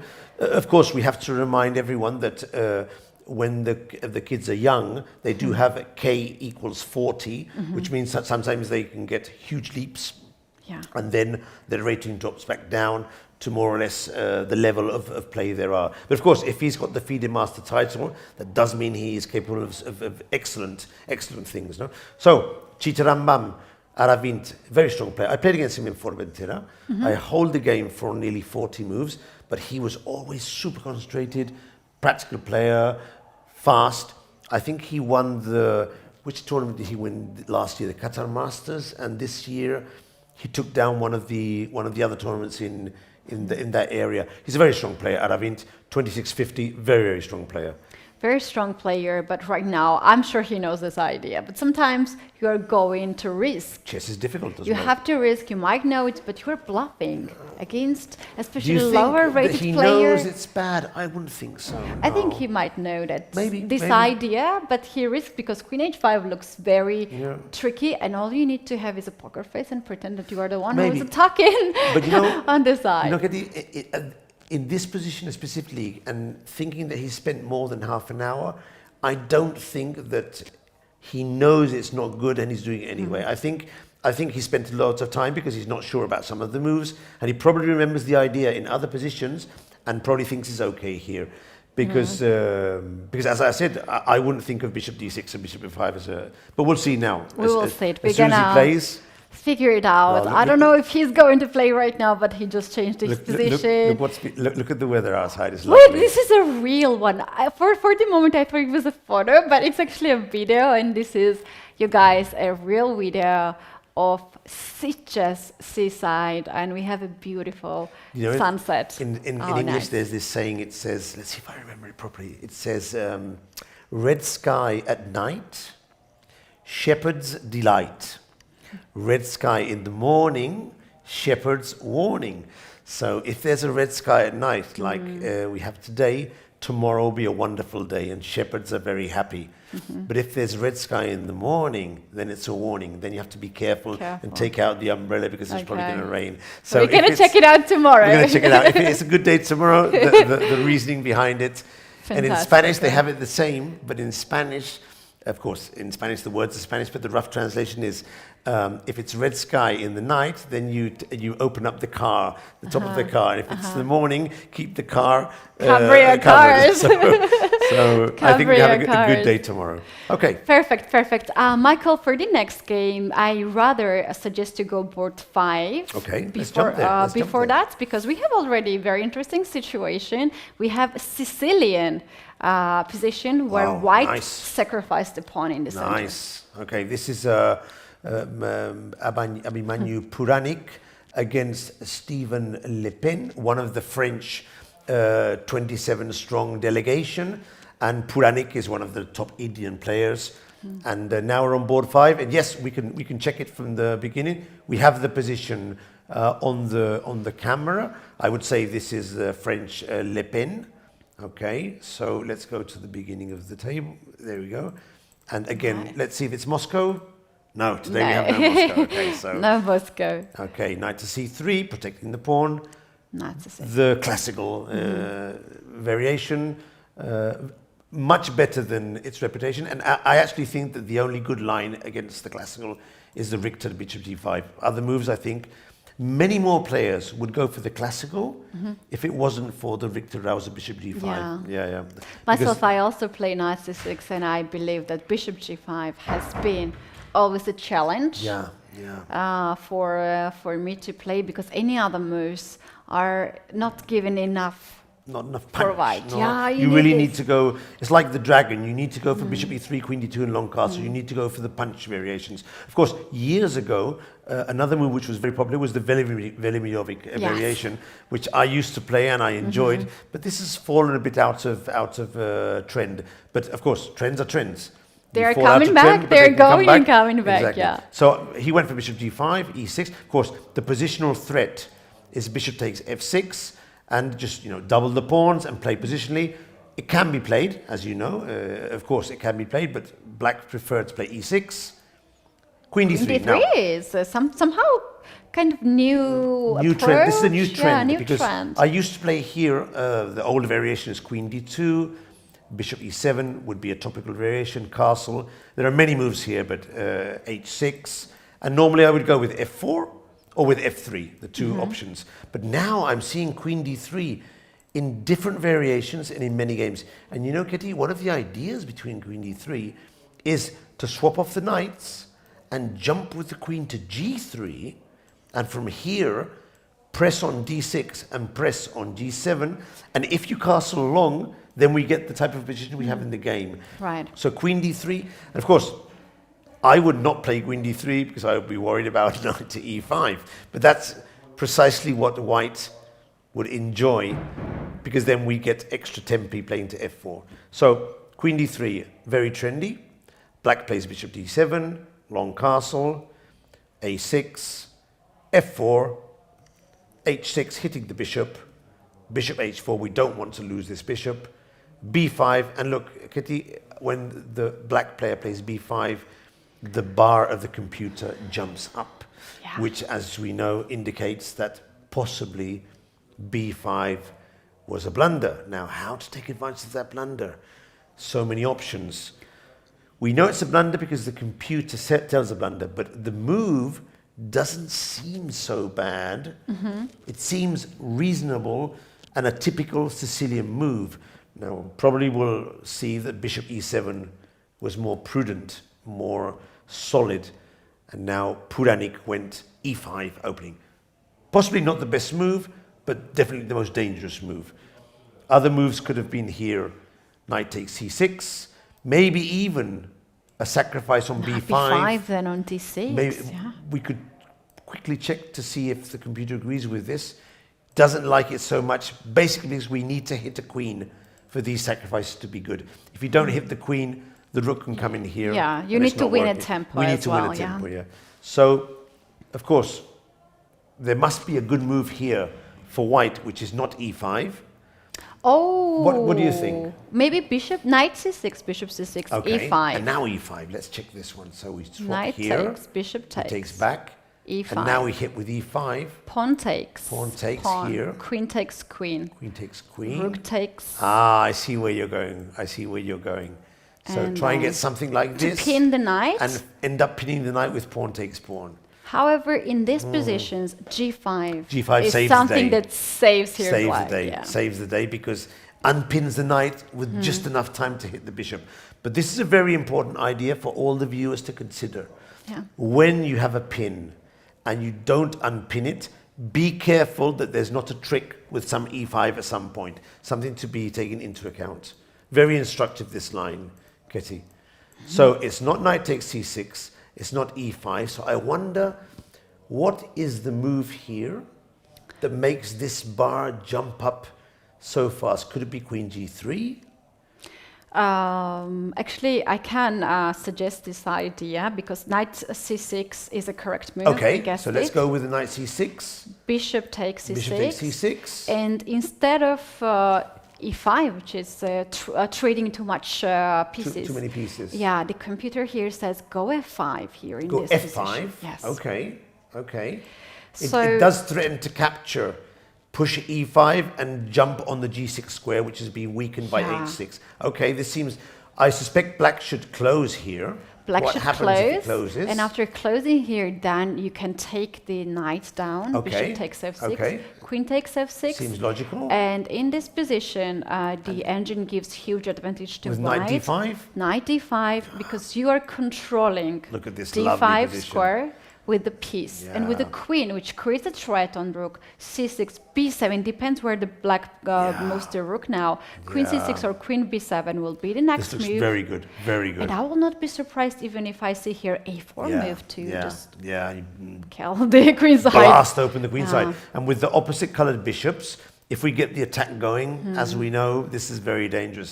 This is nice and not so difficult to see for a player such as strong as Puranik. It's funny. I think He just made a move, bishop f6, but yeah, he not but in the other position. Yeah. So this is actually quite a classical approach, Yeah. and it's strange to see that Puranik went for this. Of course, he's going for his own idea. So sorry, this is maybe our own line, which is not our the one line. we want to do. So let's go back to the moves. Michael, you know, very often I'm getting the question if I'm learning something new as a commentator. And I I'm always learning learn. like I this, always but with the wrong color, because I play this with black. Oh, I always learn. My problem nowadays, Ketty, is that I learn with commentating, I learn by teaching, I learn new things, but at some point you forget them and you're not. And then You need to practice to remember it, actually. Yes. And also making the moves and thinking by yourself is much easier than doing the moves on a board and seeing how the game develops. No? So it's a different type of skill. But even so, very nice. Queen b8, this is a nice move. I enjoy this move because you defend the knight, but also you get at some point out of the pin. So here went for bishop takes f6 and knight e4. e4, attacking the pawn on f6. I like white's position, but the computer does say that the position is more or less balanced. So black has an extra pawn, but I think everyone can see the compensation is clear. We do threaten knight to f6, winning automatically. And I think that if black goes bishop to e7, protecting the pawn, white may have some ideas of putting the queen on g7 and just, continue pressing and attacking. So this is a very interesting complicated position. game. Very we can maybe complicated. follow this because bishop e7 seems to be here the move to be played. Yeah, it must Queen be g7 is the first move we want to analyze. Rook is hanging. Hitting the and rook. Now the suggestion is to play knight to g6. I understand that one, yeah, because if you go rook to f8, we're not only hanging the pawn, but we're losing a very important tempi. Now, playing knight to g6 protects the rook, number one, might at some point have an idea of trapping the queen at some point, and more importantly, the queen on b8 can now go to the center and f4. activate very fast. And imagine the queen goes to e5, black gets in long castle. I wouldn't be very happy to have this queen. Now, of course, we can go knight takes f6. Knight takes f6, Bishop takes f6. f6. Queen takes f6. And I'm thinking that the move must be either the check or queen to e5, one of the two. I'm Both not sure. of these moves actually are one of the first and second engine lines here that black can continue to play. Let's say the queens are swapped off. White, according to the computer, is better. Now, how much better? I see this position and I'm thinking, okay, we're equal in pawns. I do have a better pawn structure. Slightly better development. I can go g3 and bishop to g2. Yes, I think that white would enjoy a small advantage in this position. So it does seem that even after the other moves, Puranik seems to be doing more or less well in this position. Yes. Yeah, but for the Sicilian player, this is not much of the tragic because we have been in a worse situation in Sicily, and it can be with the checkmate on the board, and somehow you're surviving. It's open position, and you don't have that worse structure even in the end. And this is pretty much forced, the queen trade can be pretty much forced. Yeah, I'm wondering because the computer, I'm not seeing lines, but I do see that although bishop e7 seems like the normal move, it's not something that the computer likes. So I'm thinking, what other move could he do here? Yeah. King e7? Doesn't make sense. f5 maybe, but then you check and you capture the bishop. But maybe it could King be e7? I wouldn't think king e7. I wouldn't think so. My intuition says that it can't be a good move. Dangerous. I'm going to do it, but I just don't think this is a good move. I know. I might even be able to sacrifice and check. No, but f5 straight away, this could be something. No, not even this. I don't know. Computer's playing games with us. It's saying... Dangerous game. Sometimes it's playing games. Bishop e7 is the normal move. That must be the move. Let's go to moves and see if the move has been made. No. Knight e4 is the last move. He'll probably end up playing bishop e7, but he's trying to consider his options. Okay, what other interesting games appear on your screen? We can actually go again forward now and check it out. Board 6. Board 6. But we have to remember to come back board 4. Games. I believe board 6 seems to be now very shaky. This one here, Mendonca, yes. with the black pieces. And if you want, when we finish analysing this one, we'll pop back to see how Lenier is doing in this very important first game. So let's see this. Let's go to the beginning of the game very quickly. I normally, if you agree, I like to see the opening moves maybe during the first hour, but then we normally go straight to the main positions. Right? So here we have Leon Luis Mendonca. Now, Leon Luis is a very strong Indian player, very young. I think he's 16. So one more of these incredibly talented Indian kids. And I think he's already played more than once in Sitges. I seem to remember him playing 2 years ago when I was here commentating in the Spanish. And his opponent, I don't quite see his name. What is his name? Richie? Richie Vijayakumar. He's from Scotland. Yeah, but you know, I think that although he has a Scottish flag, but I remember I was in the World Cadets recently in Sharm el-Sheikh in Egypt. There were kids from Scotland, but from Indian families. So he could easily be a Scottish player, but maybe from Indian parents or Indian family, especially with the name Richie Vian Kumar. Okay, so a talented youngster. You have to be very careful with these young Indian kids. Right. I'm just seeing that he is 17 years old at the moment, and he became the Grandmaster in 2021. 17. Okay. I thought he was 16. So he was 15 years old when he became a Grandmaster. Wow. That is young. I mean, it's not the youngest, but okay, 15 years Grandmaster is already very impressive. Okay, so Queen's Gambit and Knight to b7, one of the trendy lines again. Ragozin with Bishop b4 is very, very trendy. And Bishop e7, of course, is classical. Knight b7, Bishop f4, and d64. And the idea of Knight to b7, as far as I remember, was that in some positions, after capturing the pawn on c4, the knight can go to b6 and protect the pawn and actually establish an extra pawn. So it's a very risky, but a very principled move, a very ambitious move for black to play knight to b7. Okay, so you capture the pawn, e3 threatens to recover the pawn, black protects, and he recovers anyway, giving up the bishop pair, but checking on a4 to get the knight back. And we're getting very quickly to our main position. e4. White does have a nice pawn center, but potentially black has the bishop pair. Of course, if the bishop stays there the rest of the game, then the potential of the bishop can't be realized. No? But okay, so these are the ideas. b5 hitting the queen, and b4 hitting the knight. And it's about time we try and get this bishop out. Let's see how Mendonca, first he hits the knight on a4, queen c2, b3 was another very sensible option. Knight e4. Oh, okay, so distracting the queen. Yeah, so b3 would be the normal move here. Not only protecting but there is the bishop knight, a6, Michael. Yeah, this is the trick. Yeah, nice one. Very nice. So you have to move your queen away to find the move, to guard the knight and also get away from the pin. And then you just can't prevent knight takes e4. So this was probably, although it seemed to me that white was doing well, so this may be a theoretical position, and the pawn on e4 can be given up. Let's see, take on c6, bishop a6 hitting the rook, rook to e1. Now black, computer said black is doing well here, and of course Well, first question is, what would have happened if white had captured the knight on e4? That's the first question. Now black can choose between capturing the rook or recovering the knight. I think he would probably have gone for the rook. Why not? I mean, the rook is a rook, no? Rook is a rook. And if white captures the bishop, then he does get back the knight with an extra exchange. So that's why white played rook to e1. And now black's turn, he has to decide, should I move the knight, and where?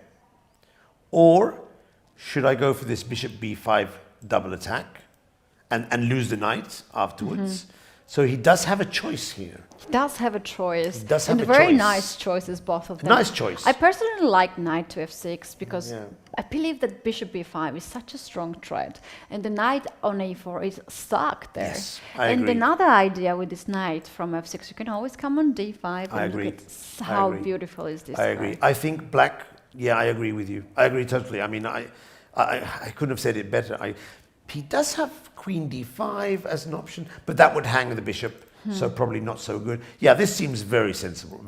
Unless the computer says it's bad, I'm going with your suggestion, Ketty. We still threaten bishop to b5. Why not? Yeah. White has to deal with that threat, and also we have knight d5. And the move has just been played.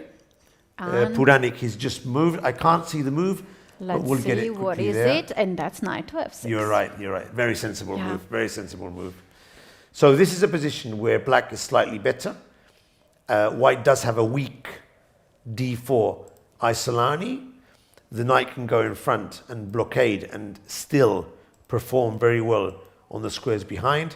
And he still has to resolve the problem of the knight on a4. So black is doing very well in this position. Black is doing So a the Indian fantastic players here. starting off very well. That's right, and here I wanted to check how old is Richie, who represents here Scotland, because he looks so young, right, with white pieces here, and I found out that he is only 12 years old. I'm trying to, my memory doesn't go so far, but I think that this kid was in Sharm el-Sheikh playing the Egyptian under 12. I'm certain there was a Scottish player with obviously you can see that he has Indian. I'm not sure what the word is here, but probably his parents are Indian, and I think it was him. But of course, it may be some other Scottish kid. But I clearly remember because one of my students played against the player, but I can't remember if it's the same name. That's the thing. I'm struggling to remember. Very young. Lovely to see young old, players having the opportunities to playing at this age. Imagine. Together with the Dominguez in the same playing venue. Imagine. Is something incredible. And possibly against one of his against- idols, because these Indian players are idols for all these young kids, no? Yeah, and you always want to follow. Look at his face. He's trying to think now. What is this guy trying to do to me? He's thinking he wants to eat my knight on a4. What am I supposed to do? No? Yeah. How do I get out of this? Look, he's thinking. I wonder what's going through his mind here. I mean, he's 12 years old. He's a little kid. I mean, he was playing computer games before going to the game. Now he's trying to think now, how do I get out of this position of this Indian Mendonca, who's not much older than me. He's 17 himself. Like there's only 5 years. He wants to eat my look. He's actually looking at the knight with his eyes while he's twinkling my with his poor hair. knight in the edge of the board. Yeah, I think he probably has to go either for b3 or most probably for knight to c5. Now I'm just going to put knight c5 on the board, and as he's hitting the bishop, my intuition is that either black will capture the knight and play rook c8, or maybe play bishop to b5. I think it's one of these two moves that he has to go for. I'm not completely sure which one he'll choose. What do you think? He'll capture Bishop the knight? b5 is something like you hit the queen and queen is almost dropped. Doesn't have There any is one hardly square any for squares. this queen. This is queen to b7. Very worrying when you only for have sure, one this square is for the the move queen. you want to consider first. Then you can follow up with the next thing. Now your bishop on e7 is hanging. So knight e5 to me is a logical move. Defending and attacking. Be careful where you bring your... Closing in on the queen, Be careful with where you bring the bishop, because if you take it back on d2 or disaster. d3, rook b1, b8, sorry, will disaster. lose Which the one do you queen. want to put there? Because both are good. Yeah. Disaster, disaster, a disaster. The queen would fall, it would be trapped, and this would be a disaster. So that's what the kid's thinking now, actually. I mean, he's even looking onto the other boards. I think he's not sure what to do. He doesn't know what to do. I think he has to play b3 and accept that bishop b5, he's going to either lose a pawn or at least have a bad position. But I think he can calculate that if he puts the knight here, his queen will end up either being trapped or at least damaging his position. So yeah, we'll wait for him to be. He's in a bad position now. He is struggling a little bit. He has to find it out. I dare say so soon that he's going to lose the game, but it does seem to me that he's going to have a very tough He needs first to round. complicate very much the position and But use all his tricks. Because, as you said before, when that black knight lands on d5, black is in complete control of the position. He has good position, better pawn structure, good development. I mean, Mendonca, he's not going to lose this advantage. He'll probably increase it. It's not an opponent to joke with. And Michael, I will suggest now the game, and I will see for sure your face, and I will hear like, wow, this is really happening. So let's take a look at this position after c4. Yep. Here we have rook to b1, queen takes the pawn. Rook to b7. Wait, we need this on the board. We have right now Mendonca on the camera. Let's wait to get Dominguez's first board. And the move that black played here is long castling, hitting the rook. By the way, there's a really nice trick, not in this position, of course, but in some positions, if the white king is on d1, doing long castle will check the king on d1 and eat the rook on b7. This is a typical trick which sometimes appears for those viewers who are learning and trying to improve. Just try and imagine this same position with the white king on d1, and long castle actually wins the rook, and it's a well-known trick in these positions.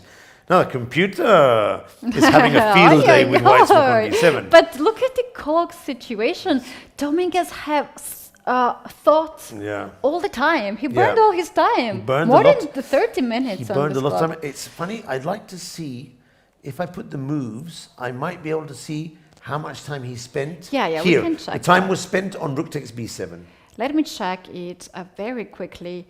Rook to b7. This was where he spent his time, I think. 20... Yes. I wonder what he was thinking. 21 minutes? I wonder what he was thinking, because when you play rook to b1, queen takes c2 is a standard move, and rook to b7, I think he was considering what to do against long castle. I think he wanted to make sure.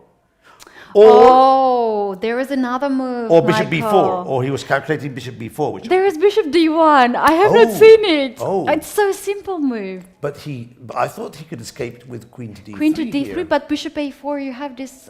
It's a different perspective now, different life for this bishop. Okay, so this is what he was possibly calculating. To put the bishop on a4, threaten to capture on b7. Okay, so he had this double choice. And by the way, the queen is not completely out of danger. Rook d1 is also a threat here. So he was considering this. He was considering this. And why didn't he play it? What move does black have against bishop to d1? It is very hard to actually guess what was... Sacrifice the queen for the rook and the knight. Maybe that's the idea. Plus the extra pawns. Yeah, that must be the idea.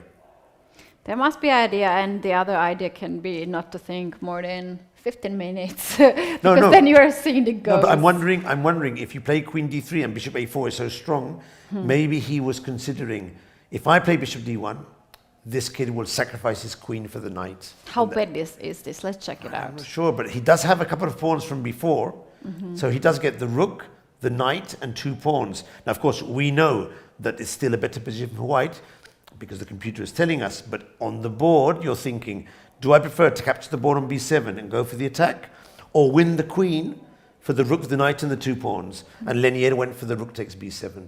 I think it's very sensible, and the computer seems to agree. What do you have? Has this position exactly been played, the rook takes b7, or? No, I don't see actually this one. Let me check this position. Oh, yeah. Okay. We have this position. Bishop to d1 has been also played. Okay. And rook to b7 is the main move here. Yeah. And after this, long castle has not been played. It was rook to b8 and it was bishop to b4, moves. It makes sense to try and control a bit the situation, trying to exchange off the rook, or, as you suggest, bishop to b4. Of course, pitting the knight against the queen and putting some tactics on the board. Long castle seems very dangerous. And the main reason, I'd have to consider a bit more time here, but it seems to me that number one, the pawn on f7 is hanging, and I could even consider later on at some point sacrificing the exchange if I need to. And number two, I'm still very worried about this knight to b5 now at some point, but now the rook is being attacked. So we have to decide where to move the rook. Not so much of the choices for this rook, right? Rook b5 is... I like rook b5 move very much because we're threatening bishop d1 now. Okay, cutting off the retreat, yes. We have rook on the b file. We want to get also the bishop on the other side, so... I agree with you. If I take the pawn on b7, I'd be extremely worried. I'd be very worried about bishop b4 as well. Yeah. The rook is very nice on the 7th, but it doesn't have the coordination of the rest of the pieces, so it's a bit like it's abandoned there by itself. You have to go on the defense here. I would also worry about something like knight e7 to trap my rook there. I might lose it. No, this is more sensible. And now against bishop b4, now I do need to find a move because the knight is pinned. So either I drop back and protect, which is a possibility. It's very nice. Or I go for something like exchange sacrifice and try and do something trapping the queen. It's one or the other, no? But I think this could be okay. This could be okay. Although the computer doesn't like it, though. Michael, can we take a look what happens instead of rook b4, knight b4, and knight b5? Is that a move like that? Okay, that looks very nice. Very nice, because we attack the knight with the queen. Yeah, we want to play and knight also, e6. look at these two moves here. The engine says, no, it's very bad. Engine doesn't like our moves, but now it's stabilizing. Yeah, it so doesn't understand what's going on. But that's why Lenier is thinking now. He's thinking, look at him, he's in full concentration because he needs to worry about this bishop b4 move. It's not something to be taken lightly. This bishop b4 move would give serious threats to him. So he has the best position now. He does need to do the best move now. It could be bishop d1.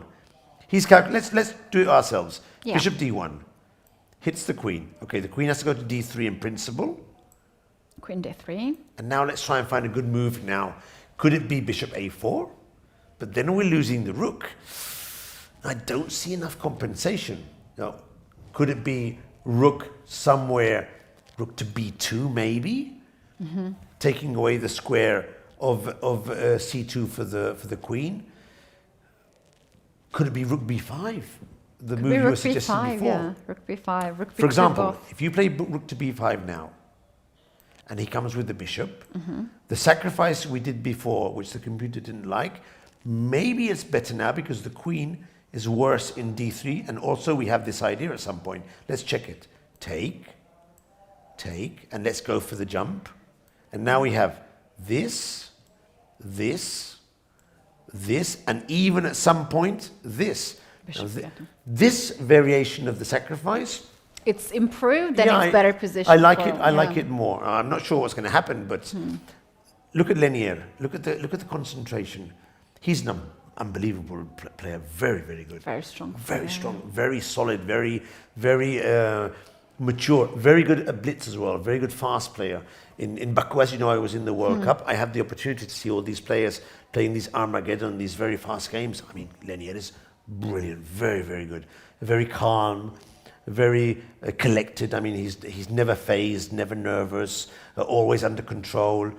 You could see, you can see him now. I mean, he's in full concentration. Calm, yeah. Very good player. Not showing too much emotions, no. And it's always somehow makes me enjoy when I commentate his games because he's also very creative. He creates all this. He brings all these ideas on the board. Everyone thinks of Lenier as a super solid player because with black, he doesn't risk anything. He has his Rubinstein French. He has his very solid repertoire. But with white, he likes to move around and play different opening strategies, different tactics.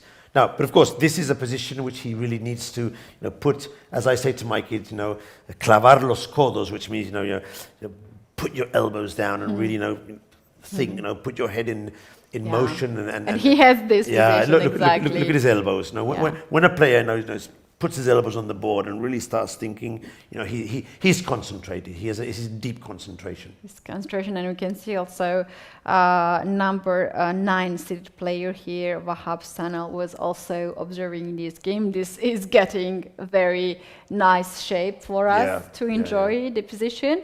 So here Dominguez, in his thoughts, he is looking the best moves in this position, and meanwhile we can actually take a look what is happening on the other boards too. Let me check quickly what I can suggest. While Kitty's looking for some games, I'd like to take the opportunity to say hello from Ketty and from myself to all the viewers who are following with us both on Ketty's channel, on the Sunway channel, on chess.com. I know a huge amount of you are following us through chess.com. We're really happy to be here to be able to analyze these games. We'll be here during 10 days. The tournament has a 10-round schedule. We have a different view. Where did the sun go? Where did the sun? They're tricking us here. They're trying to give us.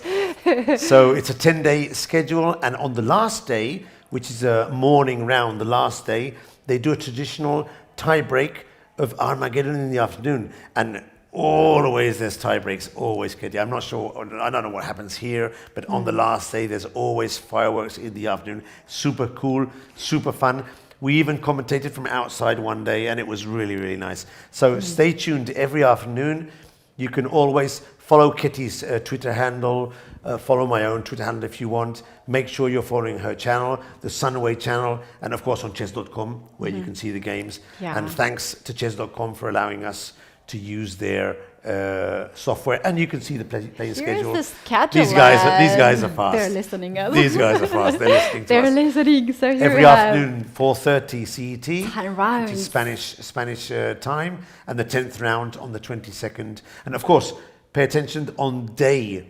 On the 17th, it's fiesta, so it's Sunday, and there's no round on the Sunday, but we won't be commentating. We'll be taking a day off, which I think we'll probably need by then. But they are doing a special tournament on the Sunday here, which is called the Spanish Championship for Pairs. So a lady plays with a man as a team, and they play against another pair, and it's a traditional tournament where it's actually a Spanish national championship. Can we play as well? Oh no, I can't play. It has to be a Spanish championship. Now, I'm not going to be available. I would love to play, maybe some other time. But we'd be a very strong pair. I think very we'd have strong chance. team. Especially after commentating so many games. Sure. But we'll be under a lot of pressure. They'll say, okay, these two have to win. And now if we start losing, I mean, imagine, no?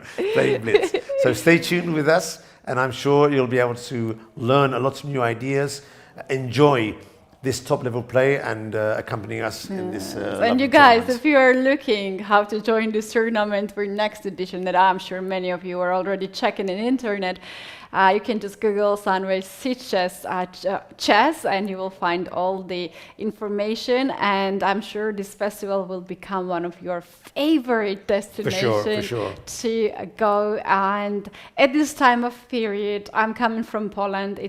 It's a snow. It's a -10, and to be here, -10. Wow. Snowmen's everywhere. That's why you come here. Yes, and now we have this beautiful, beautiful 10 degrees Celsius average weather. Today was a bit windy, but I can tell you some years, in the morning go for a walk, and it's 23, 24 degrees outside. I mean, this is and Sitges is so nice. You've been here before, because we were in the world team for women, and just walking around the town is so nice, so calm. The sea is behind. It's a really nice tournament, and that's why more than 400 foreign players have come to this year to play. And what's also very interesting, many of them have been here for several times, and no questions why they're coming. They like it very much. I did commentary here in the first edition. That was about 7 or 8 years ago, and since then, every year I come back. sometimes as a commentator. I've never played the tournament, impossible, but I either come as a commentator, but some years I haven't commentated, but you'll still find me here at least one day. I come to see the tournament, say hello to the guys, play a round of golf. If you're a golf player, this is your tournament. I mean, there's a golf course next to us. Yes. So if you're a golf player or you just like walking along the beach, you should come to This is the Sitges place. next year for sure. So see you next year. So back to the chess games. We have so much games to cover, and maybe Michael, we can take a look one final game before course. we take a break. Okay, and great. my suggestion is to go on board 6 or 7. Let me check again. 6 was the one we saw before. 7. Board 7. Board 7. This is a very good game to Oh, nice. end the first portion of the Nice. day.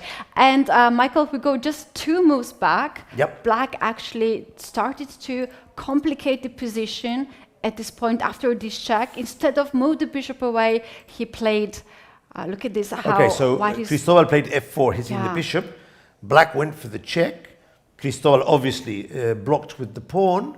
And now, probably, but of course, the bishop was being hit before. So this, we actually have to go a few moves before, because this is weird. This is very weird. Hit We started here. all fine. Queen d2, okay. Hits the bishop. Okay, now the bishop is being attacked. We have to consider this option. So black pins, okay. Okay, this sounds okay. Instead of moving the bishop back, black prefers to pin. I always tell my students, if you're attacked, get out of the attack. Don't do a counterattack unless you're already a strong player, because, of course, when you counterattack, there's a risk that the other player blocks the counterattack, and you still have the first attack to deal with. So he went with the knight, castled. Okay, the knight is still pinned, so the bishop can't be captured. But now, bam, hit the bishop and hit the bishop. So it's now 2 bishops being hit. Yeah, So and now, if you take this pawn and attack the knight, if you take the pawn, it's perfect the for knight, white, because this knight, which is under attack, will move and capture the you bishop. capture the bishop, Yeah. and it's an extra piece, and game over. So black possibly, of course, this is just a speculation because we don't know. We're not in the minds of the players. But I would speculate that when he castled, he missed the strength of f4. Maybe not the move, but he probably thought he had an answer, and the answer is not good enough, because he probably thought, I'll check, Yeah. and now Knight d4 is I'll also put my a very knight here, nice and look at move. this, look at this. He had this prepared. Yeah. But Cristobal had thought a move further. Cristobal saw that here he could just castle, and now we have one bishop attacked, Yeah. and the other bishop attacked. So black goes in with a check. We sacrifice the rook, and now theoretically he should knock off the bishop to get 2 pieces for a rook. But he's thinking about it, and maybe he's worried that the queen over here could prove to be a strong force for a perpetual check. Let's look at it. Let's do it. There's another move here, Okay. Michael. How about queen to f2 to attack the bishop and guard the pawn on h4?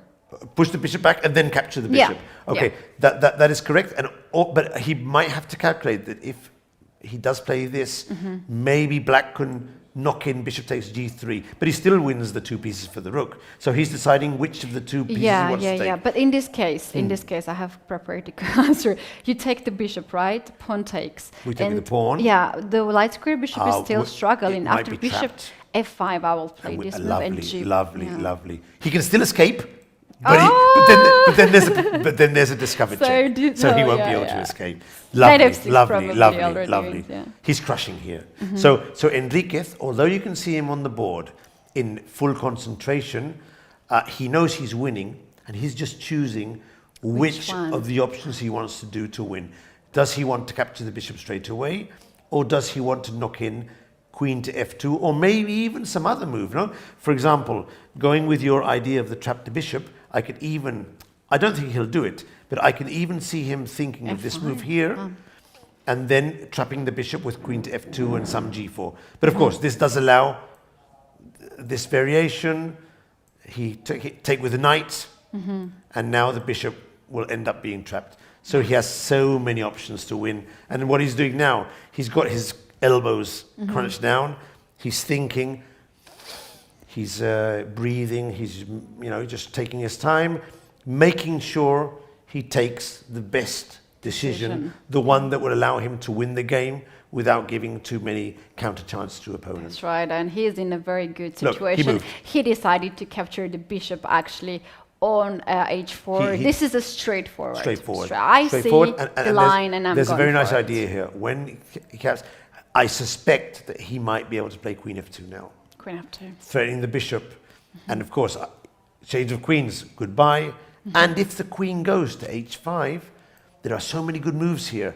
Knight e7 check and knight f5, queen to g3 with king f2 coming, and then just bishop d2 and rook f1. So many good moves here. Many options. This is completely winning. No, f5 would also be a very sensible move to prevent any checks here, and just play bishop to d2, rook to f1.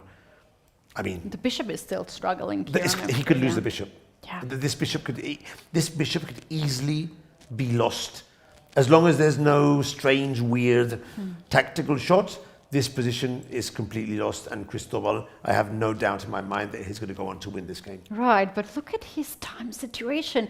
At this point, he's down to 29 minutes. He spent a lot of time. Well thought, though. Yeah, he spent a lot of time in the area going from move 7 to move 14. And this was because he had to move this weird queen to d2. So this area of the game, he needed to think, to make sure tactically everything was going correctly. Well spent time. Yeah, very well spent, of course. If you end up winning 2 pieces for a rook or an extra piece, the time is not a factor, no? All right, what is art of the first round here? We could not ask for any more dramas in the tournament in the first round. This is the first board. Dominguez here with white pieces. He is still thinking. And you guys, we are taking this opportunity to take the break and to just breathe a little bit, to get some more energy, to take a look at the second part of the games. You guys, this is the 10th edition of the Chessable Sunway Chess Festival, round 1. It's Katie and Michael here in the studio. Don't go anywhere because we will be back shortly and we will see more games. I think I'm going to go down to the beach for a while. See you in a while, guys.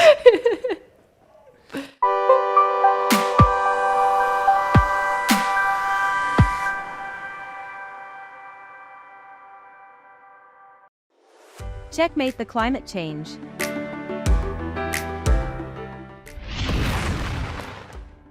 We're close to the climate endgame, and we have an inferior position, but a victorious checkmate to climate change is still possible. We're just pawns in this game, but does anyone know better than a chess player how powerful pawns can be in an endgame?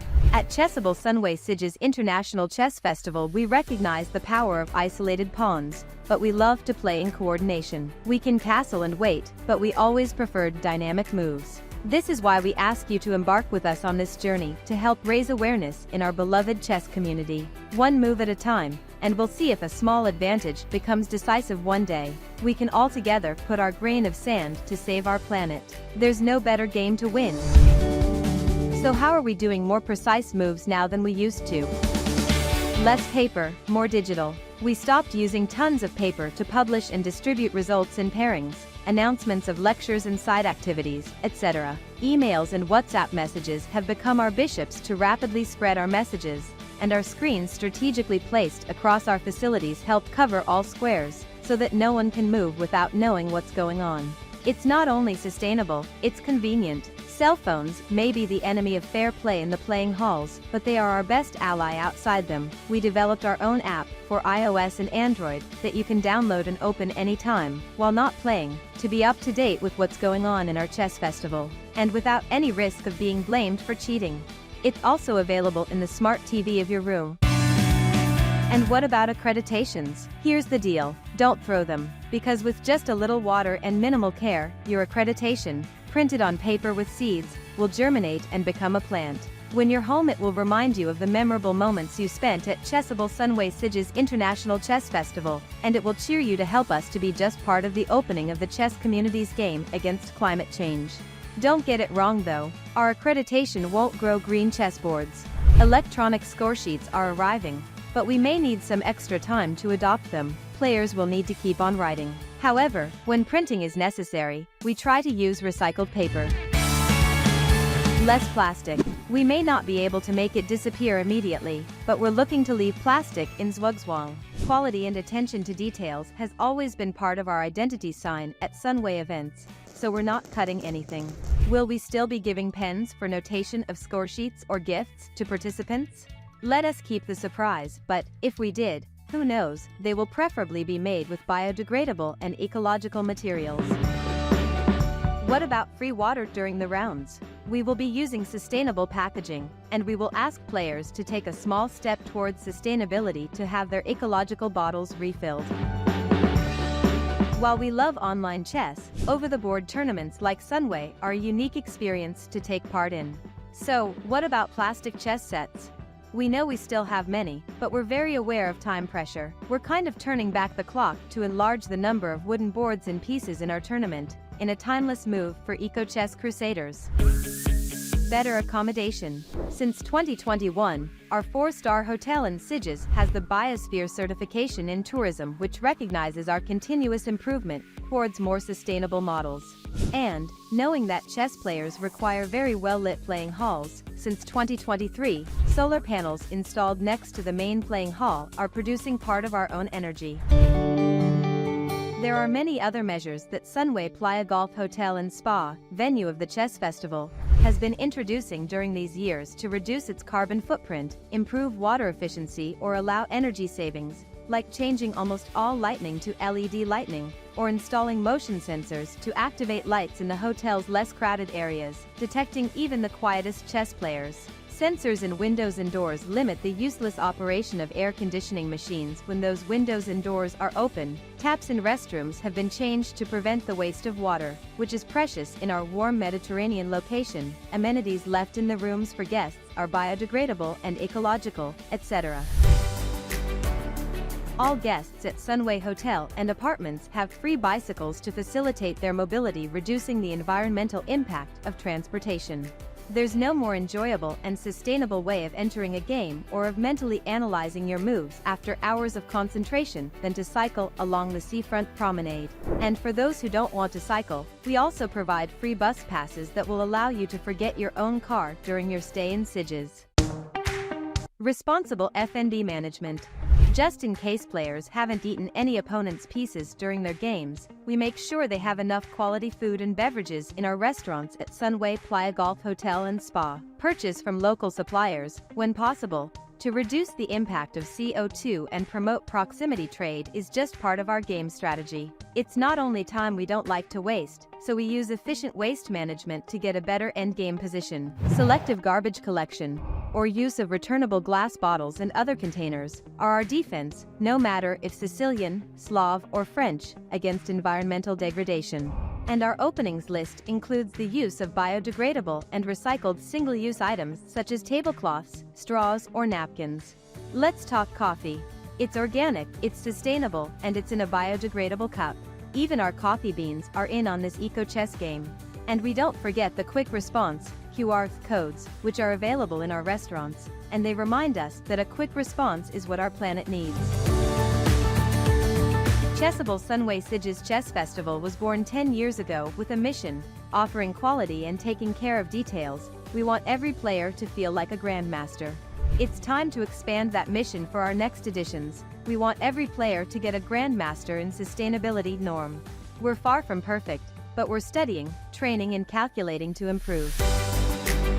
Climate change seems to be using the latest version of Stockfish, but working all together can build an unbeatable database of ideas to checkmate it. Welcome to our Green and Sustainable Chess Festival.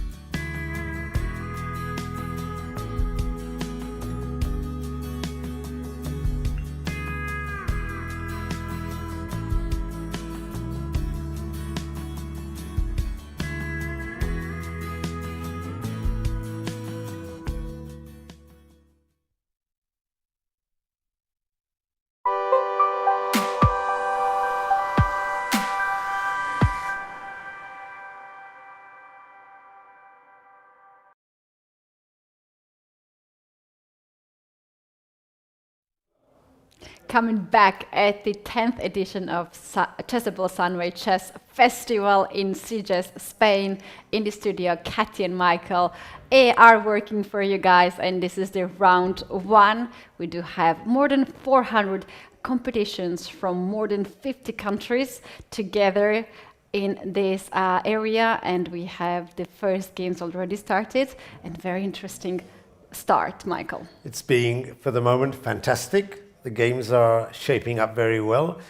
We have, again, the lovely background behind. I think this is the first tournament in the whole world where you can get a red sunset and a few minutes later get a blue normal day and then a red sunset again just slightly after. So it's being a really, really excellent, nice one. We have coffee. We have coffee. We have everything. We had a break. We have David here, our main photographer, doing photos. I mean, we're being treated what we could ask for wonderfully. more. And also, one thing we noticed in our break, Katie, we went to have a small walk to the Atalaya upstairs and the secondary rooms, and they all have refreshments, free refreshments for all the players, cakes, sweets, coffees. I mean, this is a tournament to come to if you're around what here. I really liked about the whole concept, and we had a chance to chat with the organizer of the tournament, one of the organizers of the tournament. He told us that he wants to treat everyone like he would treat the grandmasters. He said that. He said, yes. Here everyone is a grandmaster. Yes, that's true. Even if you don't have the title, for us, you're going to be treated like a grandmaster. And that's not just a slogan. He actually does that. Yeah. Both Oscar and Fran and the rest of the team of Sunway, they're fantastic.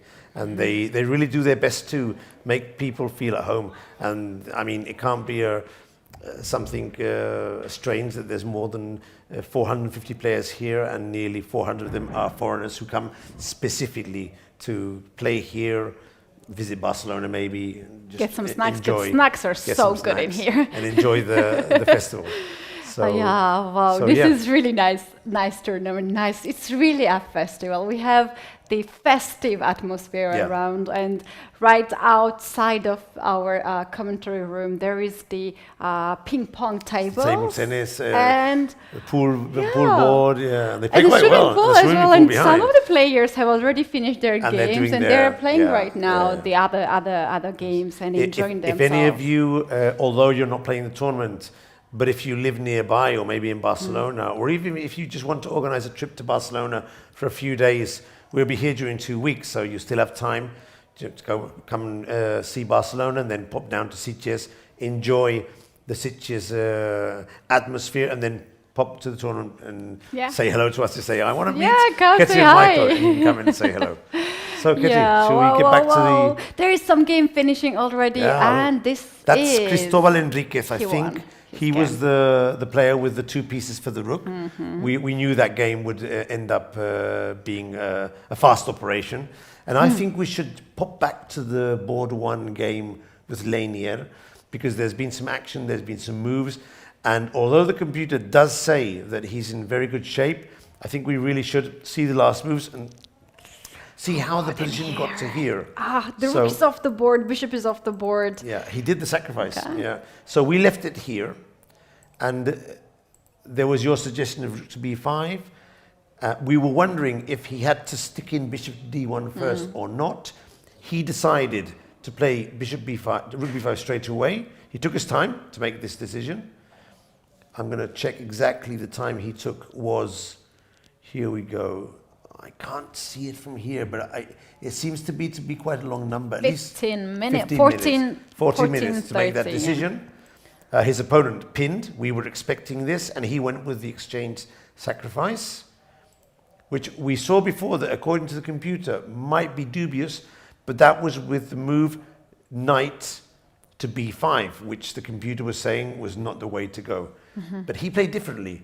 Lenier went queen to a1. Now, this is a fantastic move. Fantastic move, because it keeps knight to b5 in hand, but also he's planning rook to c1, and the queen is starting to have big trouble here. Also, he protects the pawn on a2, so he finishes his coordination. This is a wonderful move. I love this move. He must have seen this move when he was calculating long castling, rook takes b7. He probably spotted the idea and finally went for it here. Of course, now he's in big trouble. His opponent went for the pawn, but here he's actually sacrificing the piece just to get his queen out of the way. Well, of course, he doesn't sacrifice the piece because he gets it back on e2, but the computer made a header, which means that knight to b4, followed by queen to a6, this must be killing. Let's see, Lenier hasn't played it yet. He's looking there. Look, Lenier doesn't now have his hands to his head. He's adopting a much more flexible, sort of like, okay, now I'm going to play this, this, this, and this is going to be made in a few moves. I'm wondering what your line says, but knight to b4 seems tremendously strong. I just don't see what the other player can do against the threat queen a6. And with these two, plus the rook if needed be, 3 pieces are mate, as they used to say. I'm not sure he's going to get out of this after knight b4. I just don't see a way. I mean, what can black do? If he stays here, he's going to be mated. King d7, king d7. If he tries to run, also the bishop can come here, or even the knight can come here. But now I'd have to calculate if I need to check first and put him on a black square. But let's say we go straight for this one here. King to e8. Yeah, and now I'm thinking moves, knight g5. I'm thinking knight c6. I'm thinking so many interesting ideas here. I think I'm going to go knight g5 because that makes a direct threat. Queen f7, yeah. And knight h6, but he can't castle because he's moved his king. And now I go with the other knight here. And I'm not seeing how can he protect against all of these threats. Rook to d7, typically there's a mate on b8. He's going to be crushed into 3 or 4 moves. I think the position, it won't take long to lose. And you can see by his body posture that he's already sort of like in the decisive phase of, winning the game. The kid has played bravely. He's played ambitiously.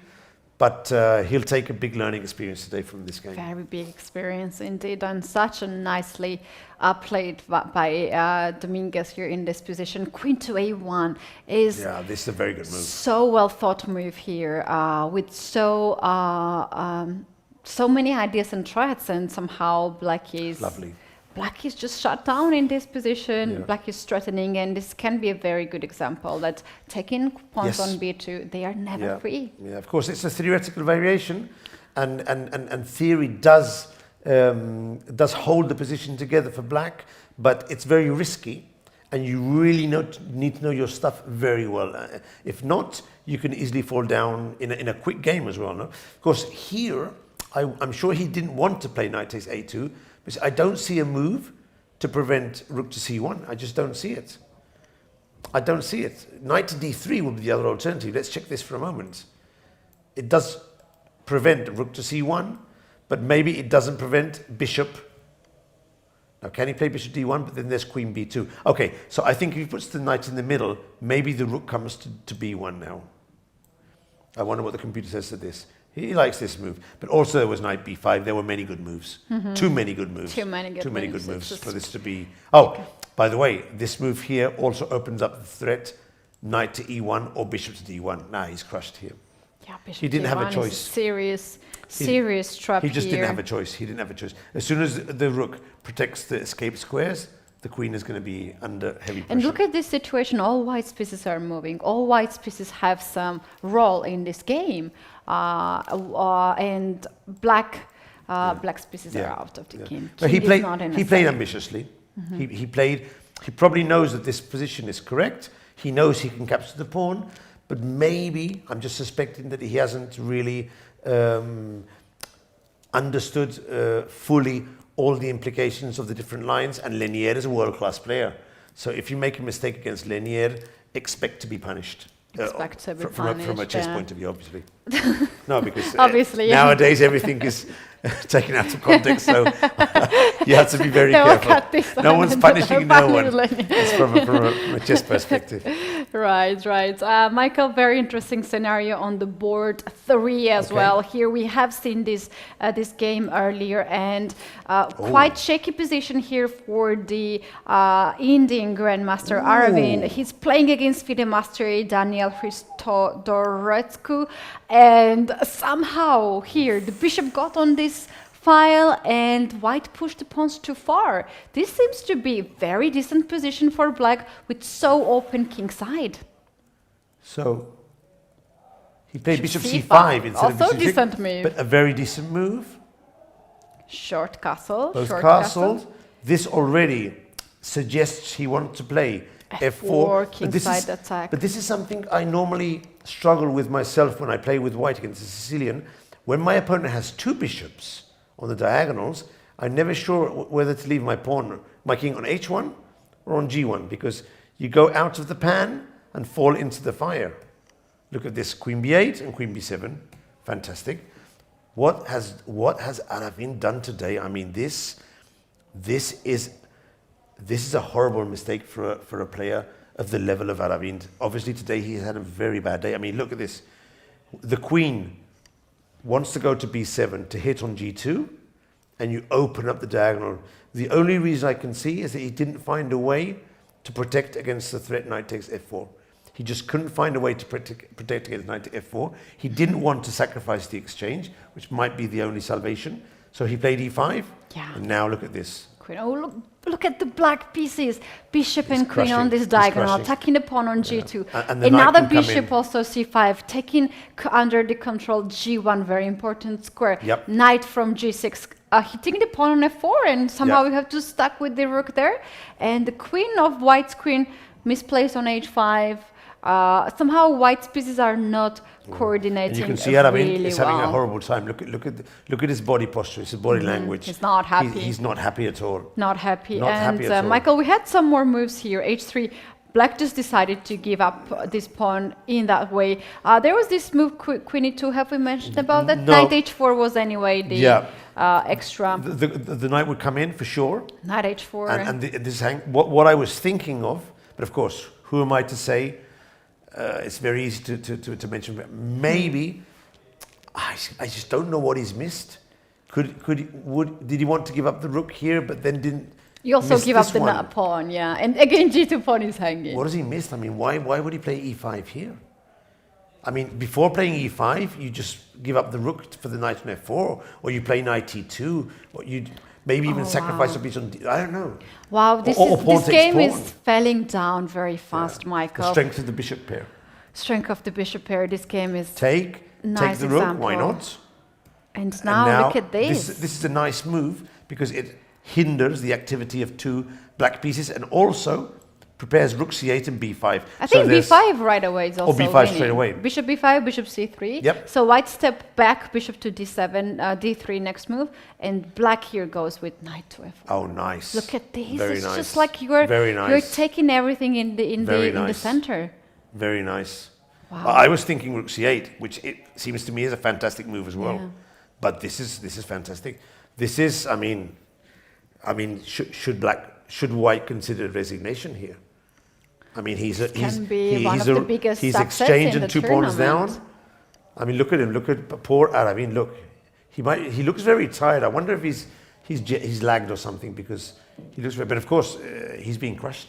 I mean, this is definitely the game of the day. I mean, a 2200 player, a FIDE master. We know he has reached 2300, but his current rating is 20 or something. 20. Okay, very nice number again. 2111. Crushing a 2650 player with black under 25 moves. I mean, this is a miniature. This is unbelievable. Can be very good start of your own video series, How I Beat Grandmaster. Wow, excellent. Nice, knight to I mean, f4. what to do here? I mean, the mate is a threat. So I think he basically has to capture the knight. And now, when this pawn is captured, find a move for white here against this threat. And by the way, if the queen goes to one of the black squares to defend, I can even come in with the rook with the queen to f3. I'm sorry, how this queen gave a check? Do we have more moves here? Let's see. Let's go to moves. And so we were here. Oh no. Maybe we have a wrong position? No, this is correct. This is the correct position. Okay, let's ask to our producers to zoom on the chessboard of the game 3. This one here, no? Yes, against, because I see the queen is on h8, so we might be just not right whole time. That would be a pity. Oh, that could be really pity because this is a totally different position, Michael. Oh, so this is a different game then. Yeah, I am trying to search which game But, is. but this is a totally different opening. Yeah, This has very nothing to different do. position. Or either that, or we're not looking at board number 3. We're not. But I think that is Aravint. I'm sure that's Aravint, but maybe this is Aravint. Is there a number on the board? Can we see a number on the board? It can be from the other side. I think that's Alexenko next to him but maybe Yeah, maybe that's right. Maybe it isn't Aravint, this player. This I'm is sure. an Aravin, but it's not Aravin's position that we thought it was Aravin's position. So why are we getting on board 3 the game of Aravint against Daniel Hirestescu when it doesn't have anything to do? So this was Lenier. This is okay. Hopefully Alexenko was the position, and this is board number 3. It is for us. But of course, his game is so outstandingly bad that now this might be the reason it's not him. So, guys, stay with us. We're trying to see what exactly has happened, but there is easily a chance that the position we have on the board, theoretically, between Aravin and it's someone else's. Because the real position on the board, and we're practically sure that Aravint is the player on the left with the blue shirt, has nothing to do with, and I was saying, look at his face, he must be tired. Of course, I was speculating there, no? So from now on we need to be absolutely sure that before saying anything regarding the reasons someone can be playing in a bad position. Okay, it's the first round, and sometimes boards are... digital boards are not correct. Problems okay, but even for example, the 4th board, it's impossible that there are... no, okay, now it's updated. Okay, so the other game we were looking at before was the Sicilian of Punanik against Stephen Le Pen. So this has taken not a huge turn, but it did exactly go with the G3, Bishop G2, as we mentioned before. Yeah. So they went for the variation that we had on the board. You remember? We were thinking check or Queen E5. He played Queen E5 and then checked. Well, didn't check, but the position it's not similar. changing too much. But the queens were not turned off, but the position is very similar. By the way, here, I'm wondering why he didn't play Rook takes C2. Why could that be? That's a very, very good question. I believe there is Bishop to E4, hitting the Rook and the Knight at the same time. That seems very sensible. You don't have the move to move this Rook away and protect. Not losing the pawn. Let's show the viewers, because this is something that someone could easily think, why didn't he capture the pawn on C2? Yeah. Because look, it's protected, it's very near the king, it seems a very strong move. But this Bishop E4 is very strong, Ketty. Very, very well spotted, because it's a double attack. But most importantly, the pawn on E6 will fall afterwards. So for example, where could the Rook go? Let's say it goes to...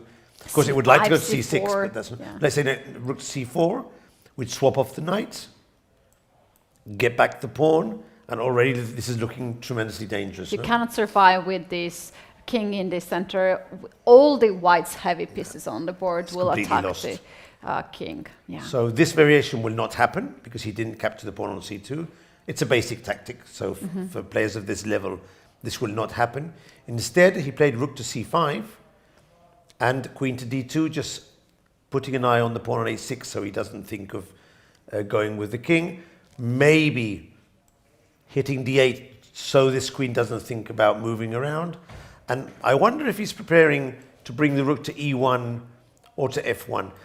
The one thing I noticed watching all these very strong Indian players, they're very practical players. They're not calculating very long lines. They can if they want to, but they just know where to put the pieces to keep up the pressure and prevent the opponent coordinating. This is a very good move. Black is better here. White is better. Maybe a clear advantage. Not yet decisive, but clear. I wonder what black has to do. Maybe King F8, and King G7, one of these artificial castling positions. I like in these positions to play King E7 in the center. King E7, just keep it here. Put it here, hide behind these pawns and hold this position. It could be. I'd still be worried with the queens on the board. I'd still be worried. Maybe, of course, this idea does allow you to bring the rook to c8 as fast as possible. But also it's not so, I mean, the threat here is relatively easy to stop, no? Okay, white is better here. We'll come back in a while.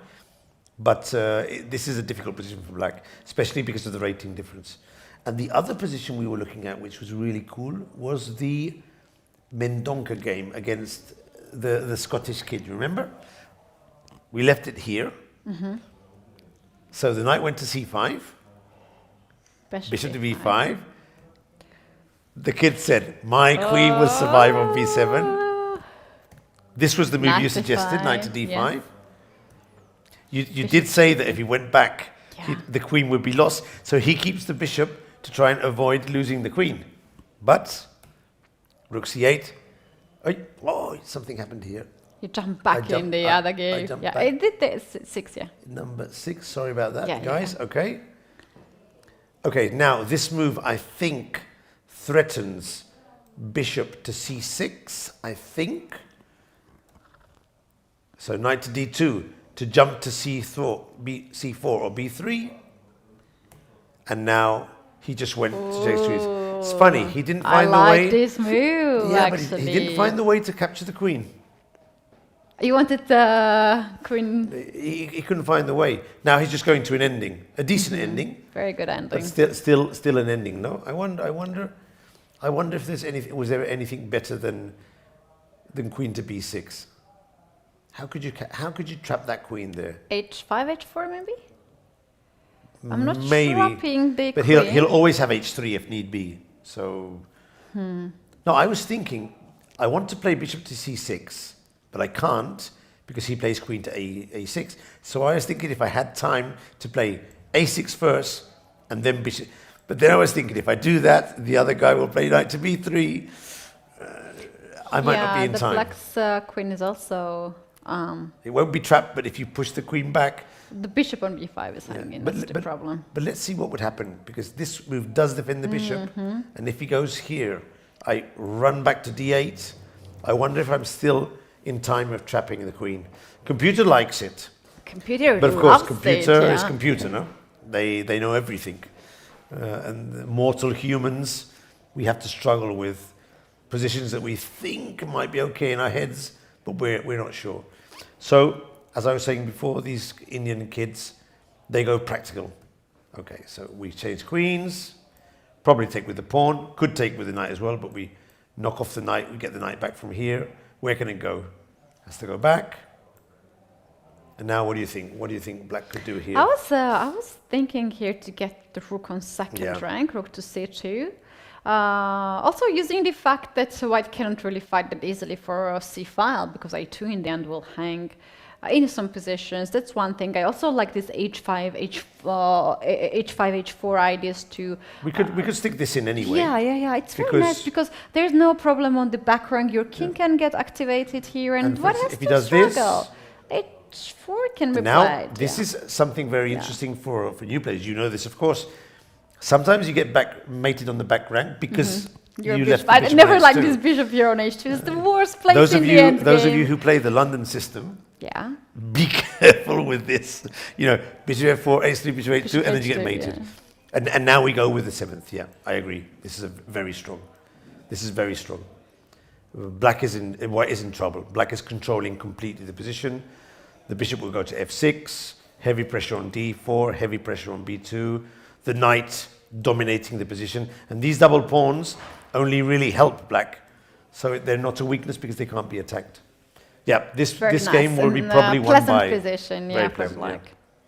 And sometimes you just want to play pleasant endgame, better endgame against less experienced player than you are, because there are not much tricks there. You will not fall for some tactics, which we know that younger players are very good at. But then I'm looking at Arvin, and it seems Mendonca actually. And himself is also 17 years old. And it's a joke to talk about the young players. But it's true that of course they're both very young. But it is true that kids under 12, under 10, the rook is on the 7th, so he did do that. these young kids just don't have the experience. Yeah, in Because the end game. In the end game, they play a lot of blitz, they play a lot of rapid, but they don't have long, grueling end game experience, which Mendonca already does have, because he's a 2600 player. So that doesn't mean you necessarily have to go to the end game with them, but normally if an end game comes up, you're in a better position to find a win. They play the end games tactically because they're used to playing tactically like blitz. No. Okay, so let's jump to another game. What do you suggest? Anything on your radar? Yes, I have one very interesting suggestion. Maybe we can take a look at the game on the 9th board. Board 9, have Vahab Sanal. Okay. Yes. So Vahab Sanal is an interesting player. I interviewed him in Baku in the World Cup, a long interview actually. And I was talking to him, and I was seeing Harry Potter continuously. But I told you that before. He even told me in the interview that people see him. And a very interesting player, very interesting, very calm, very technical. But the funny thing was that funny. It's not really a funny thing, but it was an interesting. He was playing very well in Baku. He got to quarterfinals, which was way above his level. But also, his partner there was also playing the women's event, and also was in semi-finals or quarterfinals. So we even were talking about how difficult or interesting all these interesting ideas. They're both progressing very well in the tournament. Oh, that's fantastic. I'm sure now some of our viewers are opening the Google and trying to research who qualified to quarterfinals. They can see the interview. The first game has been ended. It finished. Dominguez got his first victory at the Sunway Festival. It would be great to have Lenier down here if possible. That would be great. Let's see if I'm gonna suggest to Oscar to bring him down, or you can do that. I'll send Oscar a message. Yeah, please. It would be great to see. And meanwhile, I'm not really sure, but I think on the back of this video we can see Stuart Conquest, who is so well figured in the chessboard. Is that Stuart? Or not? No. I don't think so. No, I saw him before. Because he actually, we were commentating together at this event, and he likes this place so much. I would not be surprised if he just occasionally visits here. Just Probably. For he's lived in Spain for many, many years, although in a different area. I do think he's back in England again, but of course, he's the organizer of the famous Gibraltar, one of the organizers of Gibraltar. It's a pity that tournament ceased to be for the moment. Hopefully, it will be brought back. So, knight to b4 was the move that played, and I think the opponent resigned. Let's see. No, knight to b4. He played rook to d7, sensible, to try and protect the pawn and sort of hide his king over here. And now Lenier played a very good move, rook to e1, just hitting the queen. No square. So, knight to b4 not only threatened these moves here, but also took away the escape squares. That's a wonderfully played by Lenier. Right. If I want to show to my students about poison pawn on b2, this game can be a study game. Yeah, this is a game, a model game of the advanced variation, and also a model game for players trying to understand the pros and dangers of capturing poison pawns, and in general, the dangers of playing without development. Because as you said before, Katie, look at the knight and rook on. The knight didn't move. The knight didn't move. So this game clearly is a game for the ages. A game for, and of course, most importantly, Lenier just tied Wesley So on the rating list because he wins 0.8. Yeah. Which in practice is 1, because they round to 1, and he was losing by 1. So at this exact moment, they are tied. So we actually would like to know if some FIDE official would tell us what happens if they are tied on the list in January. That would be a really interesting question. Yeah, because there are some cases when some of the players at the tournaments, they are tied with the rating, and I always wonder how one is up and another is As far as I know, next. it's not alphabetic because sometimes, Yeah. as far as I know, higher number of games played. Whoever's played more games in the period goes in front. But I can't seem to recall this being a rule in the qualification. But if Lenier comes, that's something we can ask him. can ask Lenier, him. tell us what would happen if now Yeah. the tournament finishes. I mean, Yeah. there's a shutdown, no lights, can't carry on tomorrow, pandemic. Who goes to The one detail, Michael, which is very important. He has to play at very least 5 games in this tournament. True. He has to play to make his rating, how much rating he adds to his list. He needs to play half the tournament. 5 rounds to be valid. He needs to accomplish half tournament. Actually, that's a rule which is used in many things in tournament chess.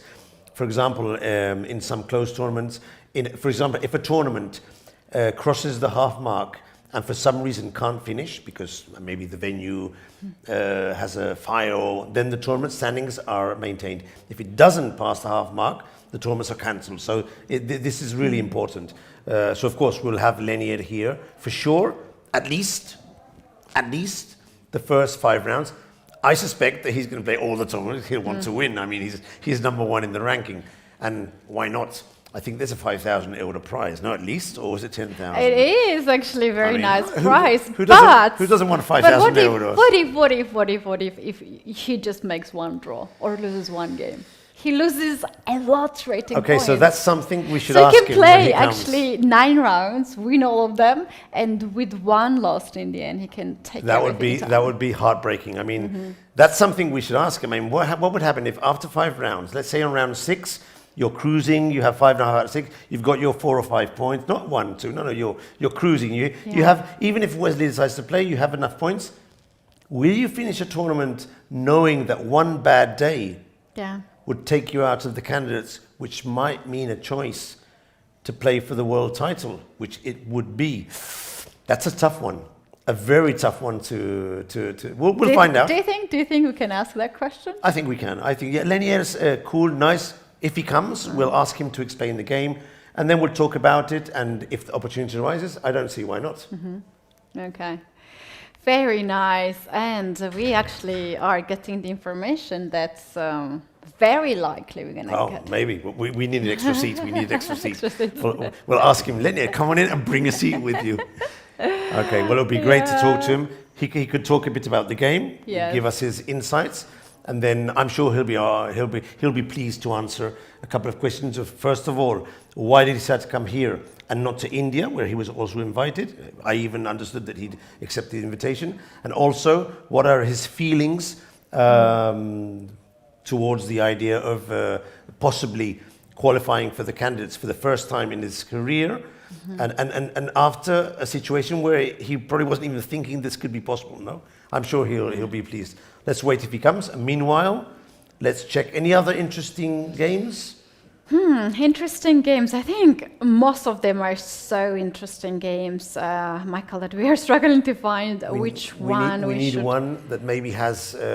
They said that the cameras were on the first 8, so let's check the other games of the first 8 that we haven't seen yet, because we do have the cameras controlling those games.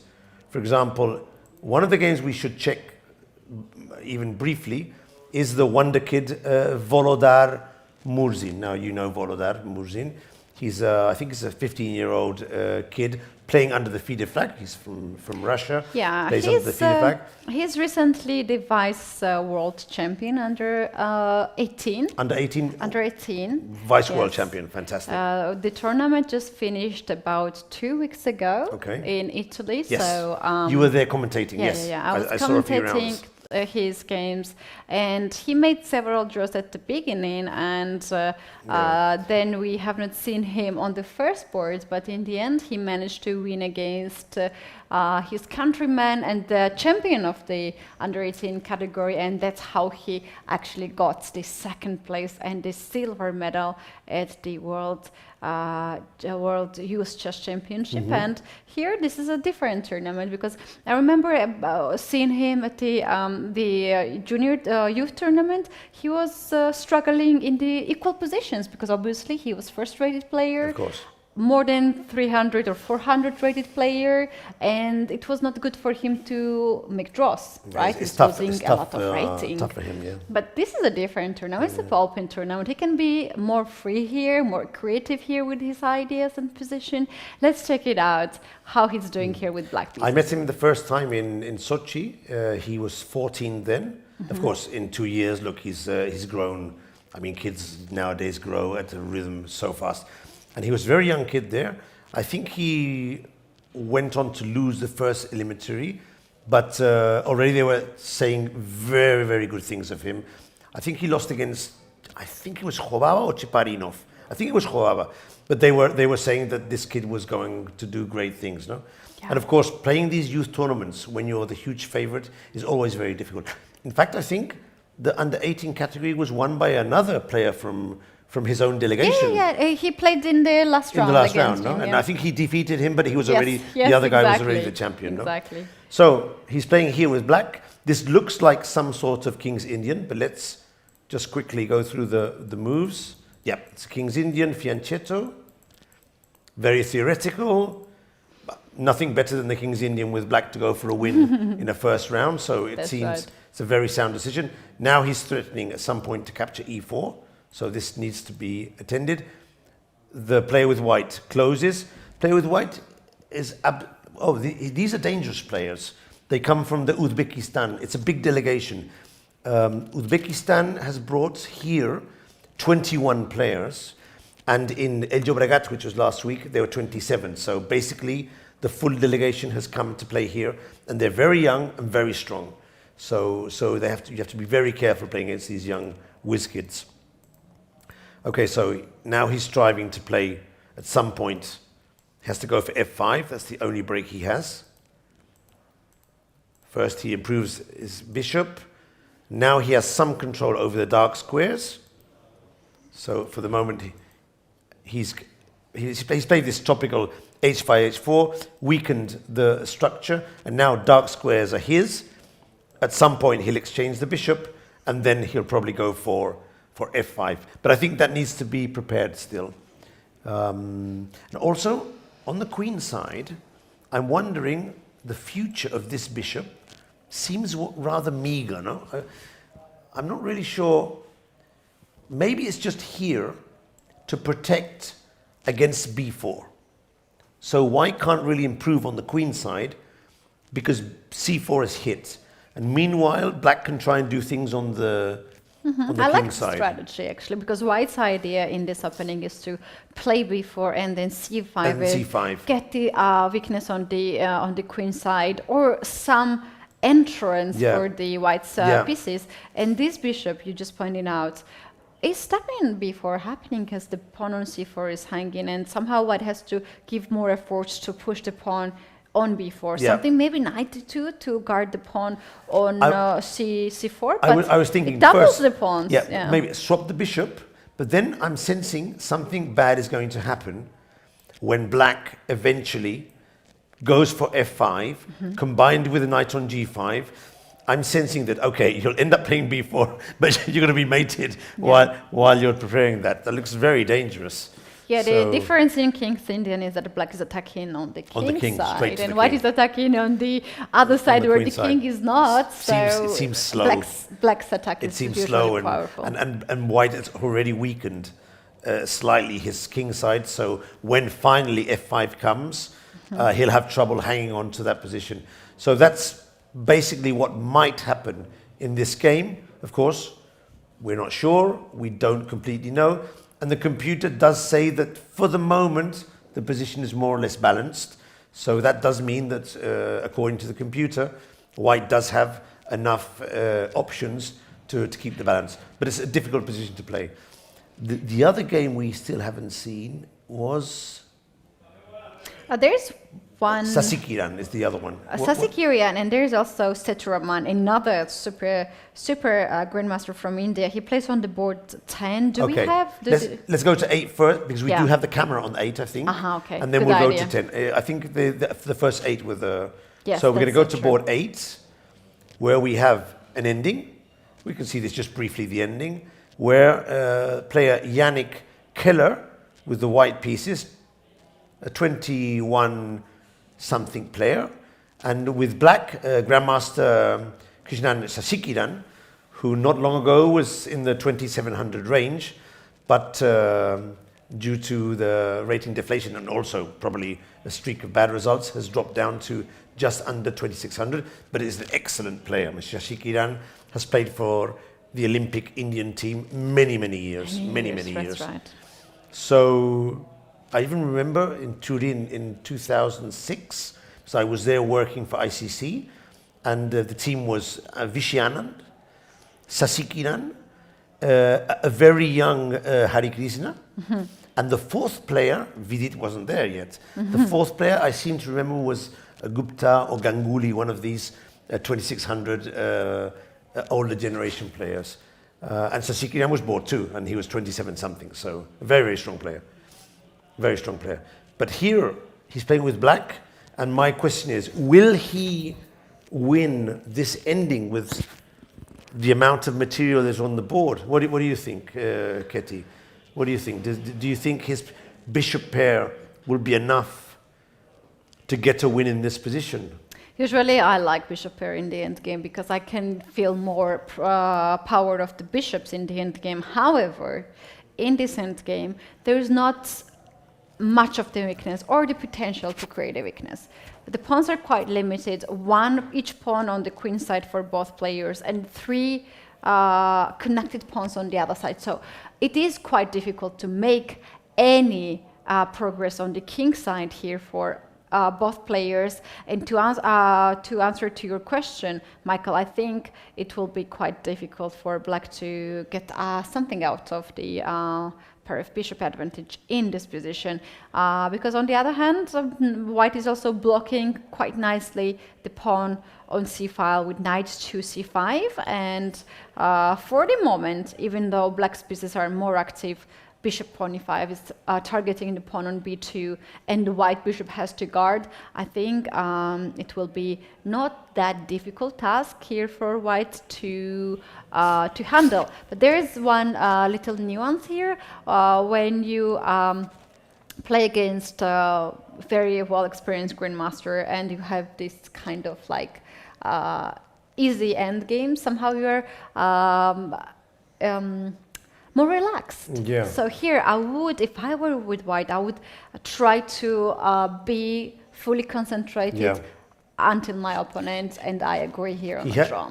He has an opportunity to get a draw here. The position is very slightly favorable for black, especially on the light squares. And so really, strategically, what white would love to do is exchange off one of the bishops. Doesn't really matter which one, but he really needs to exchange one of the bishops before black is able to bring his king into the game and start pushing the c-pawn. Then things could get a bit tricky.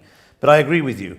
If he thinks he's done the work already, he could be in for a shocker if he doesn't really pay attention. So Krishna has just played bishop d4. He hits the knight. And now, of course, white could play bishop e3, sacking a pawn, but I don't think he'll do that. So he has to move the knight, and then the c-pawn can advance. Also, black can bring his king in. We'll see. I wouldn't be so sure to think that this will end in a draw so soon. It should do, but as you say, it wouldn't surprise me if they get if he slightly relaxes a bit and goes down. We'll see. Okay, and the other move was board number 10. Board number 10. We don't have the video footage, I believe, on this one, but game itself is very interesting because all the pieces are so squeezed now on the king side, and I really don't know what's going on. What's going on here? And also something strange, something weird with the clocks. But I suspect this must be a mistake. It says 000 for white, but this could easily be some glitch. Of course, we suppose this is the position, the real position of the game of Sefirman. We've seen before that we can't be absolutely certain, but in any case, what we can see here is that black has 2 really strong knights, very near, too near, I'd say, too near the white king. So at any moment, one of the knights could drop into f3. And also, I'm noticing that although white has two strong pieces, they're very near a g6 hit. So really the onus is on white here to decide if he wants to retreat with the bishop, for example. But I think black is doing very well because g6 knocks the knight back, maybe even f5 at some point. And with these two knights here, the computer says equality, but I would definitely take black in this position. Yeah. Would you take black? I would take black. I'll take black here. And also additional idea here can be to play e4 to even maintain more this f3 square 49s. And you can take this pawn back because it will be pinned rook to e8. I just don't understand why the computer gives an equal position. Maybe it's something to do with there's no time for white. So maybe the bar is weird. Let's see. But no. It does say that the position is okay. One thing I'm noticing shouldn't be very important, but this rook might be in trouble at some point. But it's still far-fetched to think that rook could be. I'd take black every moment here, but the computer says black is only slightly better. I wonder what hidden resources are here. Maybe if black plays g6 too soon, there could be some sacrifice, a knight check on f6, and then the knight on g5 is hanging. So this tactic might be what the computer is sensing to keep the position balanced. I mean, you can't play g6 because of this tactic, so the position is still complicated. Yeah, very interesting, very interesting positions indeed. It's still daytime here in Sitges, but we know that's not true. It's not true. But it's nice to have this lovely background, because this is real background. Absolutely nice. It's a real background. Real bad background, but not real time for us. Michael, I suggest to go back in the game on the fifth board. We had here Sicilian position, very interesting end game. Where we had some of the changes here already. So if we go to moves, maybe? Yep, let's go to moves. We left the position more or less here. We were talking about the option of not being able to capture on c2. And so here, black played h5. Okay, he wants to move the rook and not lose the pawn. White played bishop e4, very sensible. Threatening bishop takes g6 at the moment point. Knight to e5, very good. Rook to e1, very logical moves. Knight to c4, this is a very strong knight here. But funnily enough, the computer already gives white a very big advantage, which is surprising because I can't sense exactly why white should be so much better in this position. So let's carry on. He played queen d4. Okay, this is good, hitting the rook. Rook to g8, and now the computer says that white is completely winning. Oh, look at this move, Ketty. Look at this lovely move, look. Wow. Bishop to d5. Wow. This is a nice move. Nice. Opening up the sacrifice on e6. The bishop can't be captured because the pin would lose material. But also, if need be, he can capture the knight on c4. But basically, there's a threat of the sacrifice. Black played rook to g6, protecting. And now we need to find the killer move here. Because white is nearly +4. But apparently, there's no direct sacrifice. I would say queen to h8 check. That looks good, queen to h5 would do the job here. Okay, so we should go here. King to e7 is practically forced.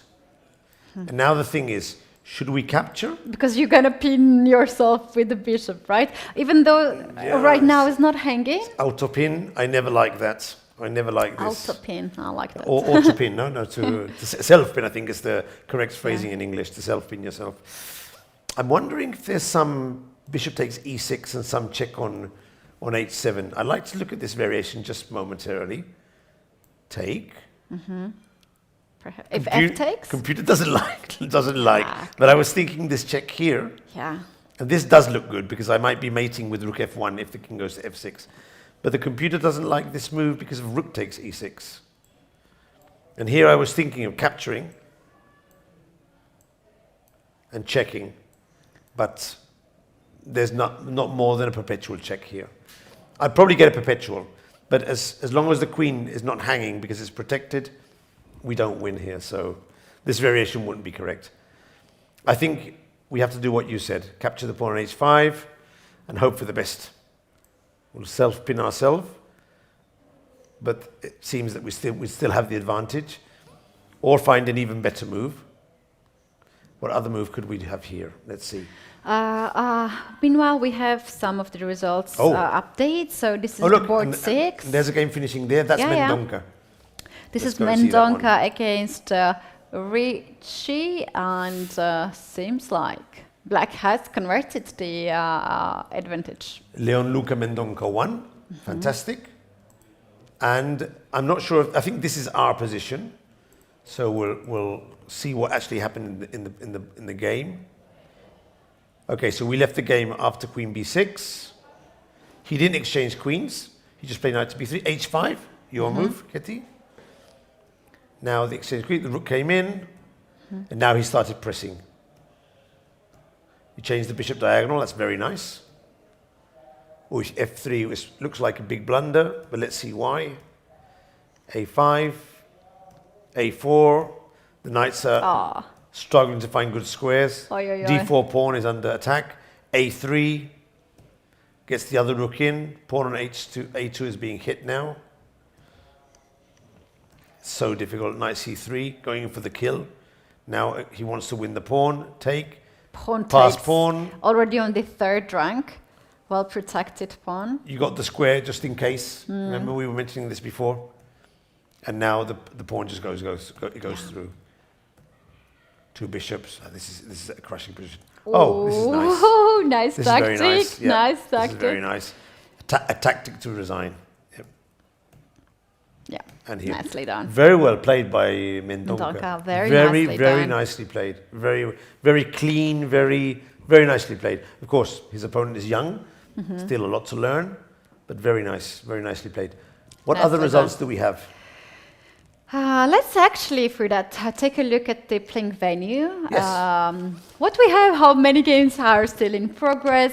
Lots of results. We're receiving lots of results already. So you can see that half of the boards are empty. Yeah. So we have still 3 of streamers boards in progress. This is Kostya, one of them from Dojo channel, and 2 Alexandras. Alexandra's still fighting over there, yes. Are still playing, and here we have Deep Hall playing venue. This is games are finishing nice. while we're just right now. While we're looking, Look at this. So as you can all see behind, it's already dark, so we can't see the magnificent sea water of the beach, but it looks good. And players are quite comfortable. I mean, there's enough separation between boards. You can walk around, see your friends, maybe spot a nice tactic in another game. It's a nice venue, and as we mentioned before, there's an area which is just off the camera where they have refreshments and food and sweets, all completely free. We visited that area just to check. We had some checking visit, and we approved it. It's very good, high standards. Just on the right. So everyone can see this is a fantastic venue to play good chess, to enjoy the experience. Right, this is one of the playing venue, one of many playing venues. Actually, in this area, in the hotel where we are right now, all the rooms are taken on the on the 0th floor, occupied by chess players, either in the press conferences area or even in the gaming area. All the chess players are around. There's even a huge tent on the outside, which is obviously has heating and is completely compatible with the game. But it's placed there especially for the tournament because they need some extra space because, as we said before, apart from the A group where there's nearly 330 players, there's a B group with more than 100 players with the rating cap, I think, is 2,000. Although there are a huge amount of players who, although they are below 2,000, still prefer to come and play in the A group and enjoy the experience. Oh, they can do it? Yes, it's up to your... Yes. Yeah, we have some of these players in this... Oh, nice. But many players nowadays, even though they're underneath the rating cap. Then again, a lot of players, above all older players, just prefer to play in the B group and play in a slightly calm setting with not much tension. All these kids, underrated kids trying to win, and a lot of senior players just prefer the B group, and so it's capped. In other countries, this is not allowed. They put a cap, and if you're underneath the cap, you're going into the B group. Yeah, this is actually surprising for me to see that it's possible. It's something that many Spanish tournaments do, but it has its pros and its cons. I mean, nothing is perfect, and some people don't agree because then they find out they're playing with players of 1,300, but they're very strong, and that's why they're playing in the A group. But then again, it also allows very young kids, we're seeing, with low ratings, but they can improve and get better. In any case, as on the 1st of January, FIDE is going to elevate the floor to 1,400 and give a lot of rating points to the 1,400s to 1,700 players.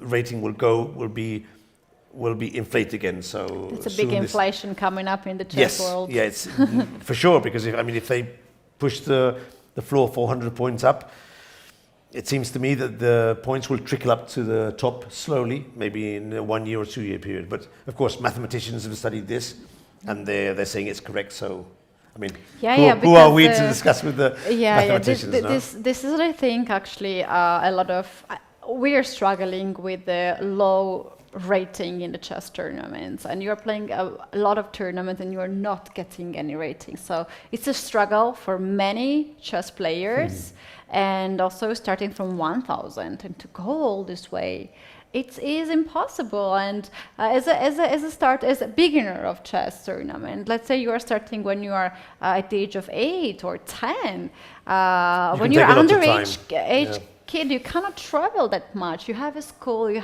cannot just physically travel without your parents. It's a lot of costs, and you have to gain 1,000 rating points in some amount of the time. A lot of points. And some countries like Spain, for example, all the tournaments are FIDE rated. That's why we have so many foreigners coming to play here.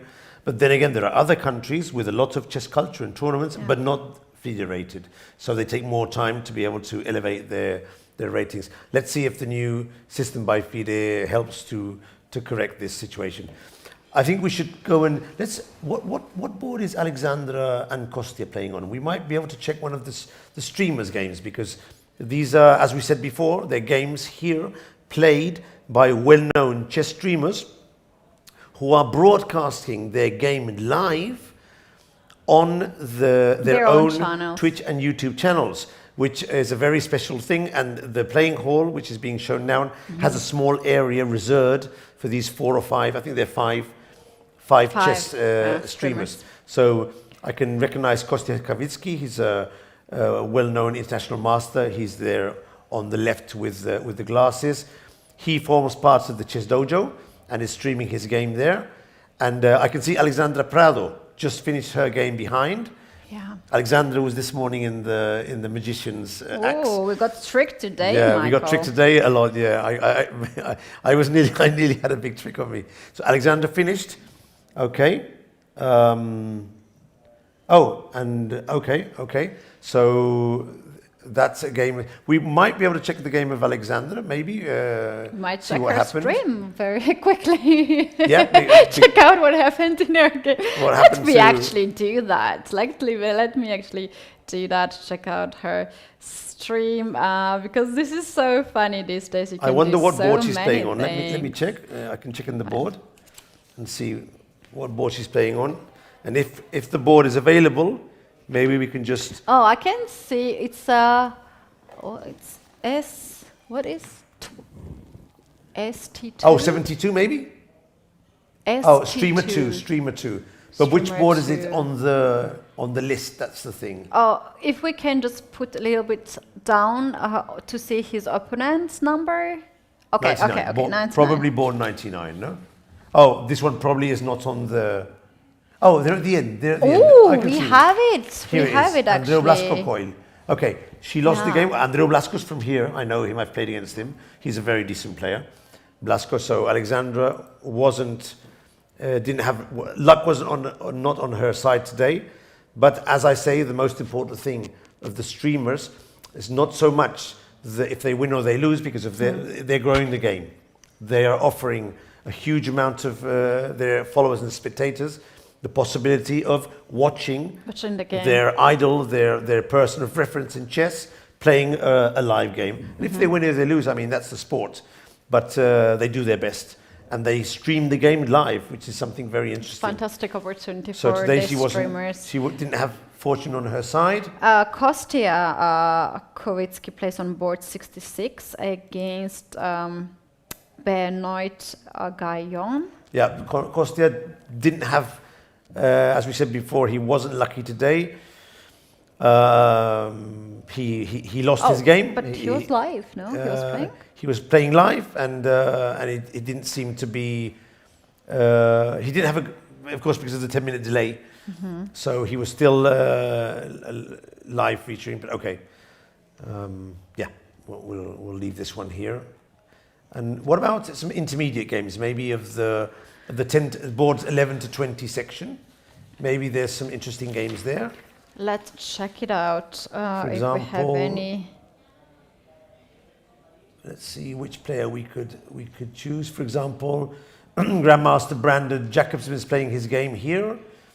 He's this looks like an interesting position to consider. So Brandon, there are two brothers, Grandmaster and FIDE Master, and they normally go together. But I think the younger brother's not here. Brandon plays a lot in Spain.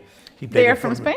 No, they're American, but they play a lot of tournaments together in Spain. I've seen them play. They played together in Formentera, for example, recently.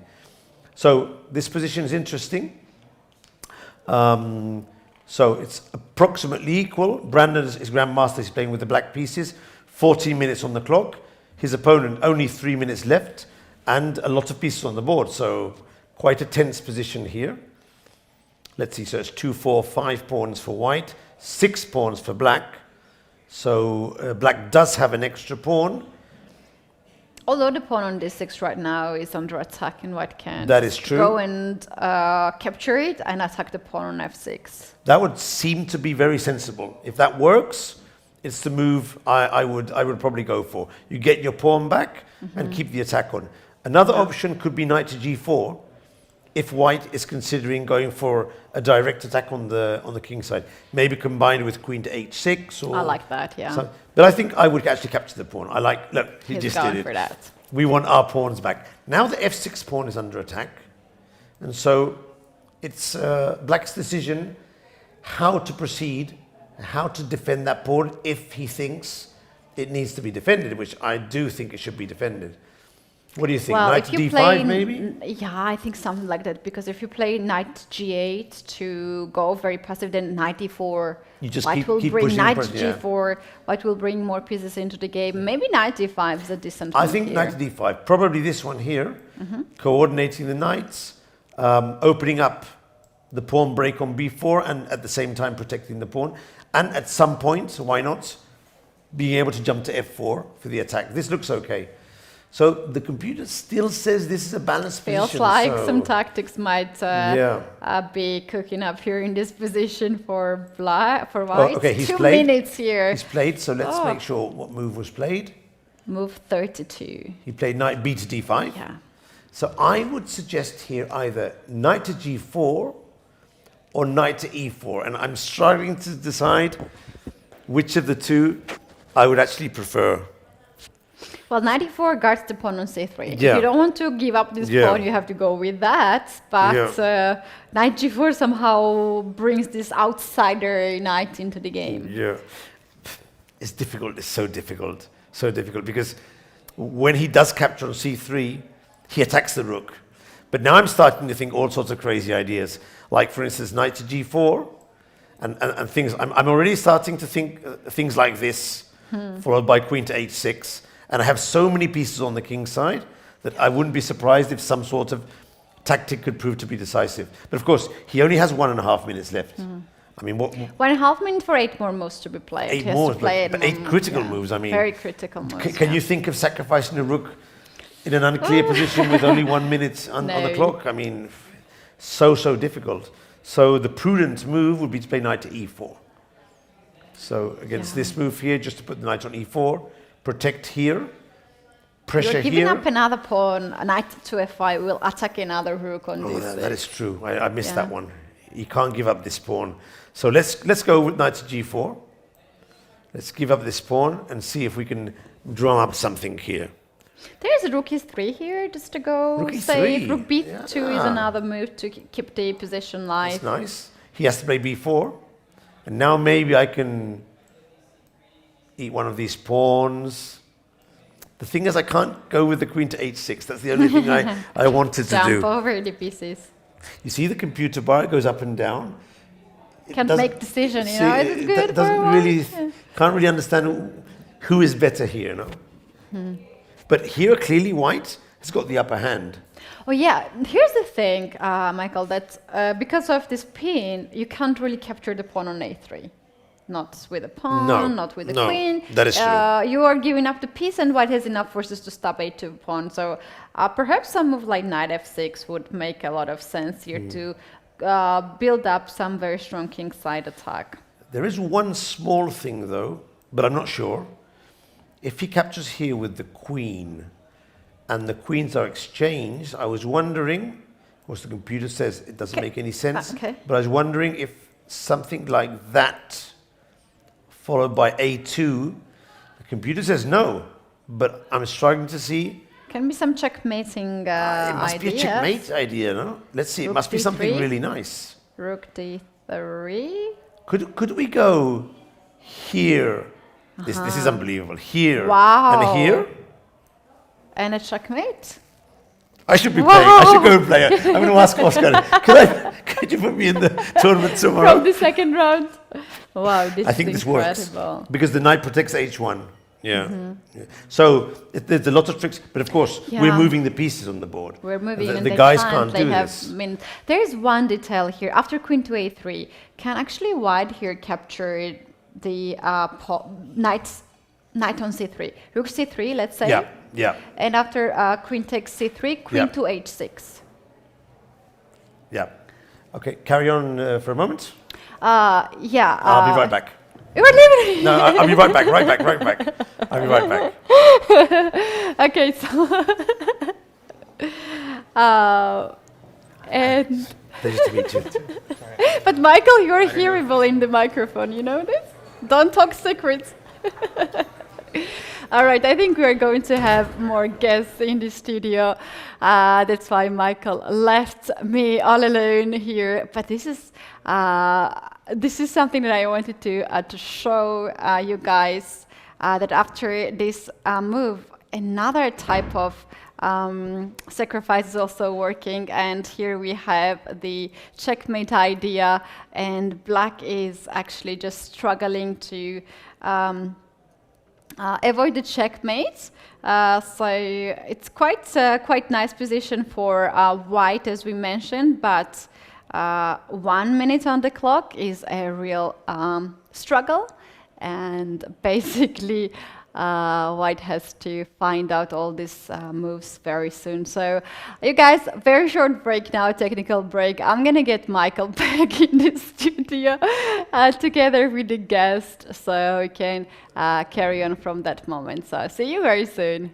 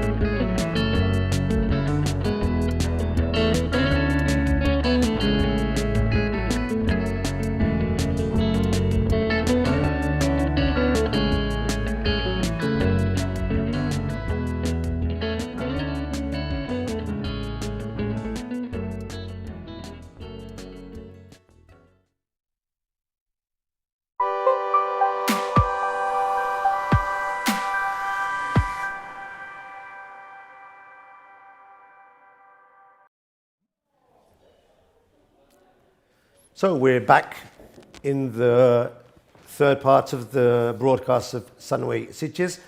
Pleased to be joined here in the studio by international master from the United States, Kostya Kavutskiy. Kostya, first of all, thank you very much for joining us here. Absolutely, my pleasure. And before you go into your game, you're going to show us your game today. Tell me first of all, briefly about your experience coming to Spain and what you've seen up to now in the tournament. And also tell me about this new experience, which is playing on a board which you are streaming live to all your chess fans, I suppose, on the Chess Dojo. Talk to me about this. Yeah. So I got to say, I'm really enjoying the tournament so far. I got to Barcelona a few days ago just to get used to the time zone and everything. Barcelona, amazing city. Very impressed. Very impressed with Barcelona. Got here last night. Sitges is absolutely beautiful. I mean, it's kind of like more of a vacation for me than a tournament also, maybe like 50-50, just because it's so enjoyable. I'm from the US where we don't really have a lot of one game per day tournaments. So to be able to play like one round per day, relax, be on the beach, nice food. I mean, it's just like kind of a dream come true, honestly, to play this event. And yeah, it's fun to be in the streamer section.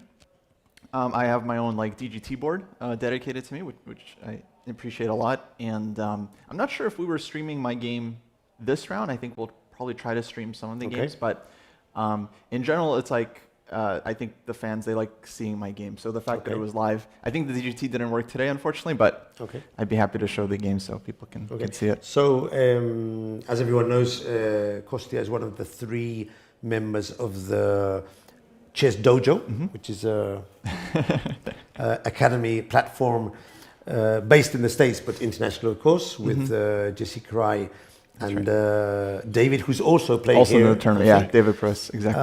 Tell us a bit briefly about the academy. What do you do there, and where does the Sitges tournament fit in the academy structure? Bearing in mind the 2 of you are playing here. Yeah. So we formed Chess Dojo a few years ago, basically right at the beginning of the pandemic, as it turned out. And the 3 of us, me, David, and Jesse, our ideas were just trying to help as many people as possible improve their chess. In the right way. We feel like there's like so many different ways out there now like to improve your chess. So we try to give people direction. A year ago we launched a training program which is like consists of a training plan and a community. So we have a ton of like serious chess improvers. I'll brag a bit. We have over 1,500 members now, which we're very, very happy with. And they're working, they're improving their chess, they're gaining rating, and that's great. The thing is, we're also trying to improve ourselves, myself, David, and Jesse, so we're still somewhat active, and we try to play tournaments, and especially Jesse, he believes, a good coach has to play often, because you have to stay in the zone, in the stay form, in touch with. know what it's like. Okay. Yeah, exactly. So I'm not a member of Chess Dojo myself, but I will say I follow their podcast, and I've listened to practically all the episodes. Oh, thank you. And any of you who like and enjoy chess podcasts, there's several out there. Chess Dojo is one. They're normally always discussing different adult improver situations. Also, they sometimes have heated debates between themselves, which are because they're 3 different philosophies of chess. Very so, different. as you said, you're helping people improve. So, show us your game. Tell us about your opponent, and tell us how you improved today by playing this game. Benoit Goyan from France, nearly a 2,000 player, always dangerous. A big French community playing here. How did the game go? Yeah, so I was playing white. The game went d4, knight f6. I'm not too familiar with my opponent. I looked him up before the game. I saw he's a Benko Gambit player. So I decided to start with knight f3. He went g6. I went c4. Sorry, is there any way to get the cursor a little faster, or is this kind of a little slow, but we can get through the moves. We improve slowly here. Yeah. in the c5, d5. You probably want to drag, probably. Oh, dragging, but... So this is the queen c2 variation of the Benko. To play for e4, just control the center and classical chess. I think it's kind of like a solid system. I don't love accepting the gambit because I feel like that's what Benko players love. They love those positions. And I'm sure my opponent would feel very comfortable. He has a lot of experience there. So I wanted to just get kind of maybe simpler structure, equal material, but we can just play chess. And let's see, opening one like this. Bishop takes c4, g7. You also know where your Castle. pieces go in this type of position, no? Knight Yeah. to c3, probably rook to e1, bishop f4. Easy development. Exactly, yeah, everything kind of comes out. I started with h3 here. This was still my preparation, just stopping any bishop g4, knight g4 moves. Black went bishop a6, which is logical. Knight a3. And this was about the end of my prep, where I'm either trying to play knight b5 or recapture on c4 with the knight. So he takes, knight d7. I went bishop d2. I expect you were happy with this position. I was reasonably happy. Yeah, I wasn't sure. I thought I have a small advantage here. My idea was to meet knight b6 with b3. Okay. And so black kind of has to take, I think, eventually. Otherwise, just not much to do. And Were you worried about opening up the diagonal for the bishop? But the tactics were correct, no? yeah, I wasn't totally sure. Black did have an option here, like to take on d5 with this knight, let's say. And get 2 pieces for a rook and 2 pawns. Yeah. But you probably thought your 2 pieces were stronger in this position. I felt like, yeah, Especially your dark in the square middle bishop, game, no? exactly. Yeah. So it is 2 pawns, but yeah, I thought even if it's an equal position, it seems easier to play for white. But okay, Compy's giving us a big advantage, so I assume it works out. So yeah, I basically was just trying to press a little bit. My opponent played knight d7, which is very logical. Bishop c3. And then he took on c3 here, which again I thought just very, very straightforward. Queen takes. And now I really just want to play e5, and I think if white gets e5 in, generally it's a nice advantage. So black goes f6, which I think is again logical. Now, e6 is a dream square. E6 And maybe is h4, h5 at some point could be interesting as well. That's, yeah, exactly was my instinct. So I just played h4. Yeah. If king g7, then I have knight g5. And Yeah. knight comes to e6. So I thought this is the least annoying. I want to play h5 and just poke around a bit. He went h5 himself, which I wasn't sure about. A lot of weaknesses already. Yeah, Now f4 comes to mind, f4 and f5, if you can range that. exactly. Yeah, so I went with knight h2. Yep. And maybe g4, but actually I just kind of wanted to play f4 first and then see what he does. He went king h7, so he's trying to kind of defend the king side a bit. f4. He played rook g8. And I decided to go back knight f3 to play for the e5 break. And then knight to g5. Yeah. Yeah, This looks exactly. very good for white. I thought it's quite nice here. And then I have like f5 ideas and just, okay, black is passive. All right, I believe he played rook b8 here. And okay, he has to get his pieces out, so I understood the move. I went e5. I would for sure have played rook e1 first and then e5. Oh, okay. I would have sure put the rook in. I felt like I didn't have to prepare it because here, for example, well, okay, this is funny. If black takes, then knight g5 check is immediate resigns. Yeah, you get the knight to e6. And Either, over, yeah, knight f7, knight e6, and it's going to be a fork. Nice. And yeah, if de5, fe, Knight takes, let's say, baby. yeah, knight takes, for example. At least to exchange the knights. But the rook's going to f7. This looks very good. Yeah. Queen takes e5, Exactly. rook to f7, the b8. You don't really need to prepare it anymore. Yeah. I stopped here. Yeah, I have better king, better structure, just better pieces. Everything looked very good nice. position. So he played queen b6. I kind of figured this was the idea, but I realized that after e6, knight has to go back to f8. Yep. And then it's like he's very, the knight's blocked in, rook's blocked in, so it's a big space advantage. I don't open the position, which of course I wanted to do, but I thought, okay, it's huge strategic advantage. Even rook f2 now, and then queen d3 against queen b4, and he has no way to, if you want to go slowly, but then you can go fast as well. Yeah, there's no counterplay now on the queen side, because I'm happy to trade queens, put the rook on b1, and just go for the ending. just win the end game. Yeah, That's true. Now, I don't think I play this position Maybe queen c2 then that could be well. the idea. That was like my first instinct. Queen c2, queen d3, rook b1 following, and then... Okay, I thought white is a lot better, but I wasn't totally sure. I ended up deciding on a4 to push a5 get some space, possibly play a6. Black went king h6 to try to get the knight in. And I felt his plan is probably go f5 and knight f6 and try and get the knight to e4. And Seems that happens. logical, yeah. Yeah, I mean, black is very much back in the game. So yeah, I felt like I had to be pretty quick. I pushed a5 to see where the queen would go. If black goes on the b file, I probably trade queens, rook b1, and I just try to win with a6 and rook b7, basically. That was my plan. So he went queen a6, which at least gives him some ideas, like rook b4, for example, he has a target. But of course, I felt like now with this queen on a6, now I should switch back to the king side. I guess kind of like classic space advantage. First you play on the queen side, and then rook b1, he'd go knight h7 and communicate the rooks. Exactly, yeah. So now rook b1 doesn't seem effective at all, because knight h7. So I decided to go f5. Break with f5. Yeah, I go for the king side attack. And let's say, for example, if g5, if he tries to block, I take, and pawn gets to f6. So and game over, no? Yeah, just looked fantastic. So he went rook b4. And I throw in queen e3 check, basically to force the king back. If he goes to g7, he blocks the rook. If he goes to h7, he blocks the knight. So nice. Kind of win-win situation. He went king h7. And yeah, this was definitely, I thought, key moment of the game. Originally, my plan was knight d2. Just protect the pawn and carry on attacking. Yeah. And I thought, okay, it gives him a chance to play g5, but then I can take. Take with the rook. Rook takes, exactly. Try and hold this position. And then I thought I have knight e4 here, followed by knight f6 check.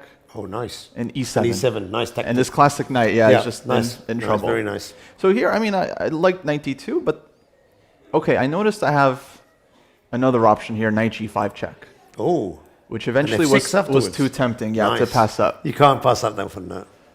If king g7, unfortunately for black, and just knight f7, followed by queen h6, just losing. So he has to take. But if you see this, you have to play knight. I mean, of course, I calculated, as far as I could, but I couldn't find a clear defense for him, and many lines are just winning for white. So, to me, it felt like, okay, very good try. It's funny, the knight is completely trapped. Yeah. So even, he has to give it. Where can he give it up again? On d7 for two pass pawns. Right. So it's very funny. It's very hard to give back the knight. Yeah. It's even artistic position. One line I liked, for example, was if king h8 to create a square, I take knight h7, and I think I have a very important queen c3 check. Nice. And the pawn promotes. So there's a lot of little details like this that I was like, okay, I have to I have to play this move. There's actually another very funny move in that variation. Yeah. I just thought of instead of queen c3, rook f8. Right. Actually, that was my original idea. And then play e7 rook again. F8. Take with the rook, take, and e7 again. Yeah, exactly. Take an e7.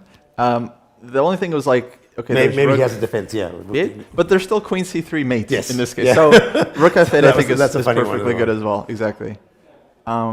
It's a very nice game. Very, very nice. Very nice. No, I was very excited by it. That's why I came down and interrupted you guys during the very nice game. But we actually thought you lost, so it was very weird for us because I told you come down, you should play a nice game, and I thought he really must want to. That's funny. Yeah, really want my first round loss. So black played rook b7, which actually I was expecting as the most logical defense, defending the pawn, and I did have to see, I think, this move beforehand.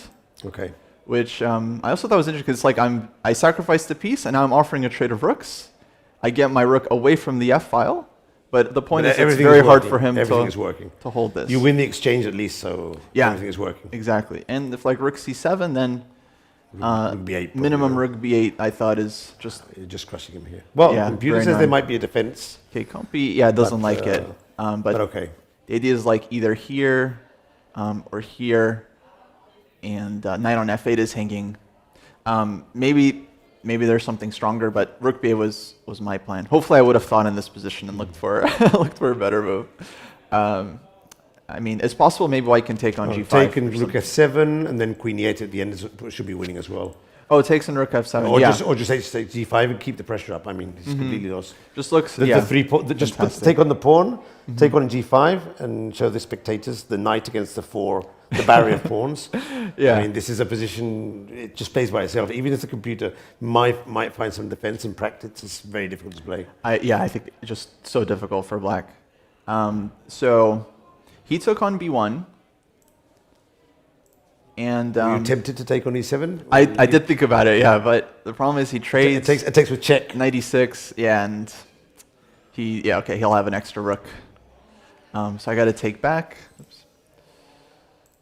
And I was kind of expecting queen c4 here actually first, with the idea to give the knight on e6 and look for some counterplay, but I had this move in mind with rook to b7, which I thought is very annoying, because then I actually take with the rook, and then I got the 2 passers.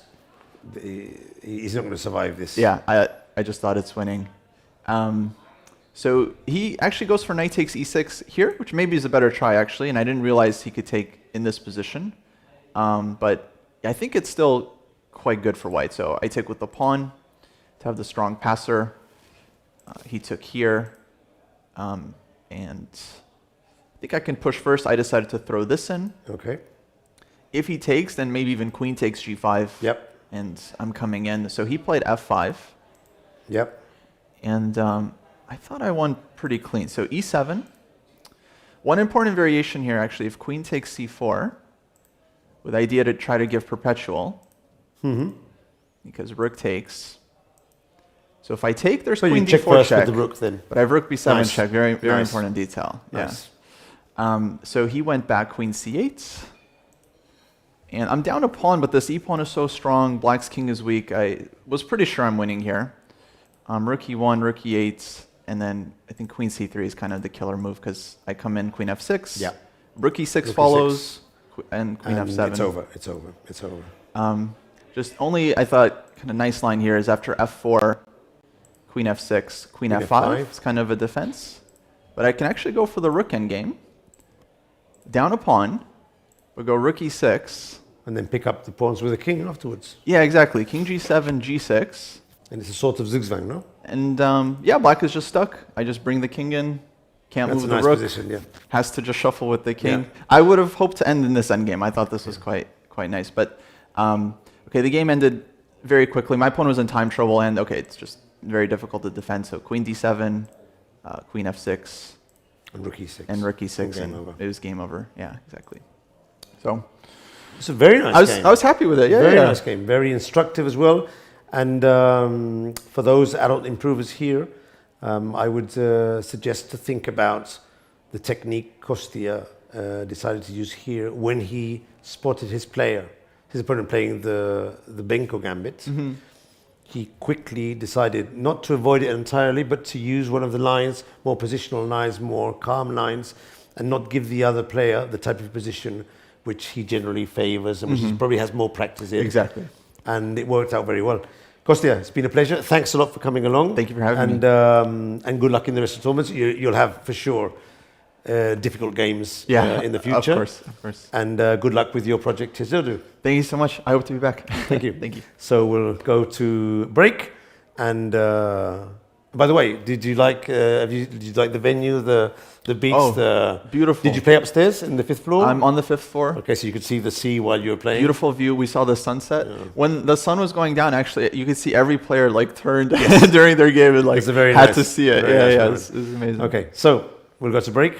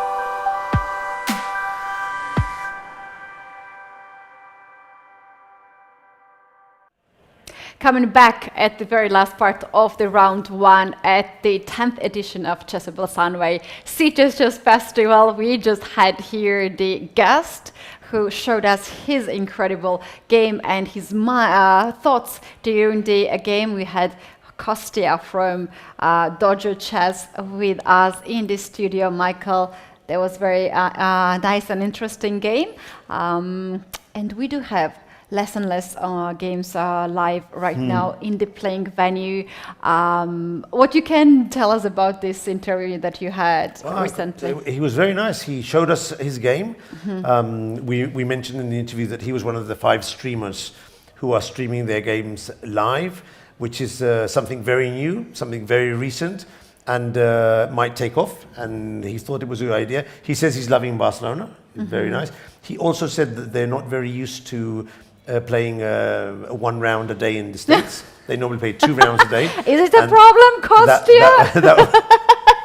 That was something that he's definitely enjoying. I thought he was complaining about this. It's only one game. It's more days, but it's a sort of vacation for him. He played a nice game. He talked about the dojo, is one of the academies that he's running. And it was cool. And then the game was very nice. He has a very nice didactical way of explaining things. So yeah, very instructive and very good. Cool. We're going to have more and more guys coming in the studio. We're going to have also some of the leaders coming and join us from the middle of the tournament.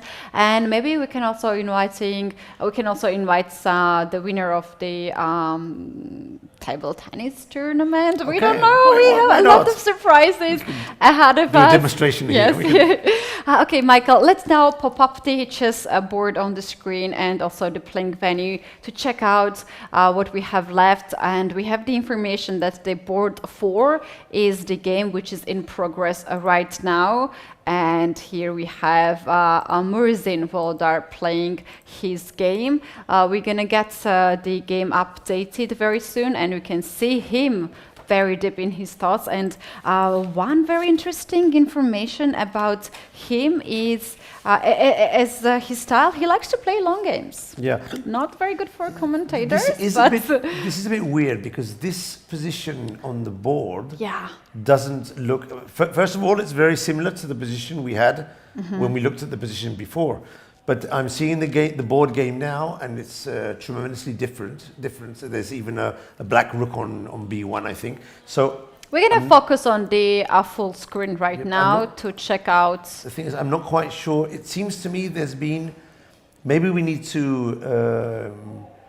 update Yeah. the broadcast games because. All right, this is the full screen, Michael. Do you Yeah. think we can get in here? Because from the position what we have on the digital board It's a long time. to here, No, it's 'cause it it's is impossible. It's many moves. What I think we need to do is leave just for a moment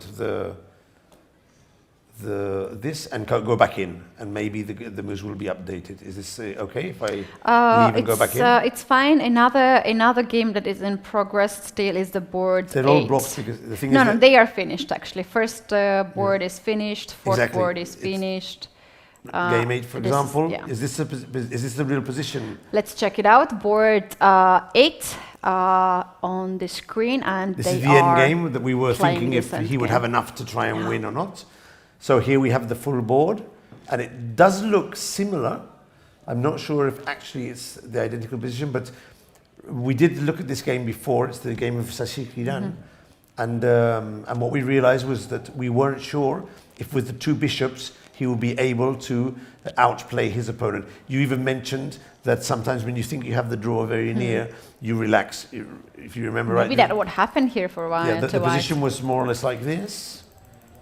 And it seemed that the position the draw, we were saying that it did seem that black could bring the king to the center and at some point try and outplay his opponent, which is what happened. He ended up winning the pawn on b4. White sacrificed the pawn here to try and simplify. But the thing is, at some point, the bishop on b2 will capture, for sure, the pawn on b4. The bishops will be exchanged, and then we'll have an ending with a bishop against knight and two extra pawns. Neither one is a pawn. It seems to me that this should be a question of technique. I seem to remember some endings with the pawns a bit nearer each other. There are some fortresses, but when the pawns are very Separated. it seems to me that one pawn will advance, the knight will have to be sacrificed for the pawn, and we still have the other one to win the game. And knight is not very fast No. when it comes to No. the end games, because they cannot control so much squares. No. They cannot move from one The knight is bad. side to the other side very fast, as fast as If bishop. the pawns are near each other with just one column, sometimes there are some fortresses with the knight, Yeah. but the pawns are very far away from each other, which increases. There's even a geometrical situation here. If knight g3, for example, there's a lot of good moves, but if you just play bishop to g6, this bishop actually dominates the knight, and there's no squares, there's not much to do, and it's just a question of technique. The pawn will drop, and this pawn will go faster, the knight will be sacrificed, and the game will end. Of course, we can see the white player doing his best to find some resource, but even Sasikiran is not even sitting down. And I can assure you, if this position was still required good technique, he'd be there grinding the end game. I think both of them know that this should be a loss. So Should be a loss. One technical way here, if white managed to trade A and B pawn, B and C pawns, and then sacrifice the knight Yeah. for their pawn. One bishop versus two bishops. that's a draw. One bishop, But- but two bishops and knight is a win, I think. Yeah, So it two has to be bishop against and the bishop. knight is But very it's, tricky. But it's a lot of moves. And I'm not sure, years ago there was a rule that said 50 moves is a draw, Yeah. but 75 for certain endings. And Yeah. this one was one of the endings, I think, was 75. Wow. Because you take a lot of time to win, but it is a win. You It's can a sort win. of you can sort of force a win, but you need more than 50 moves. I think it was the two bishops against the knight.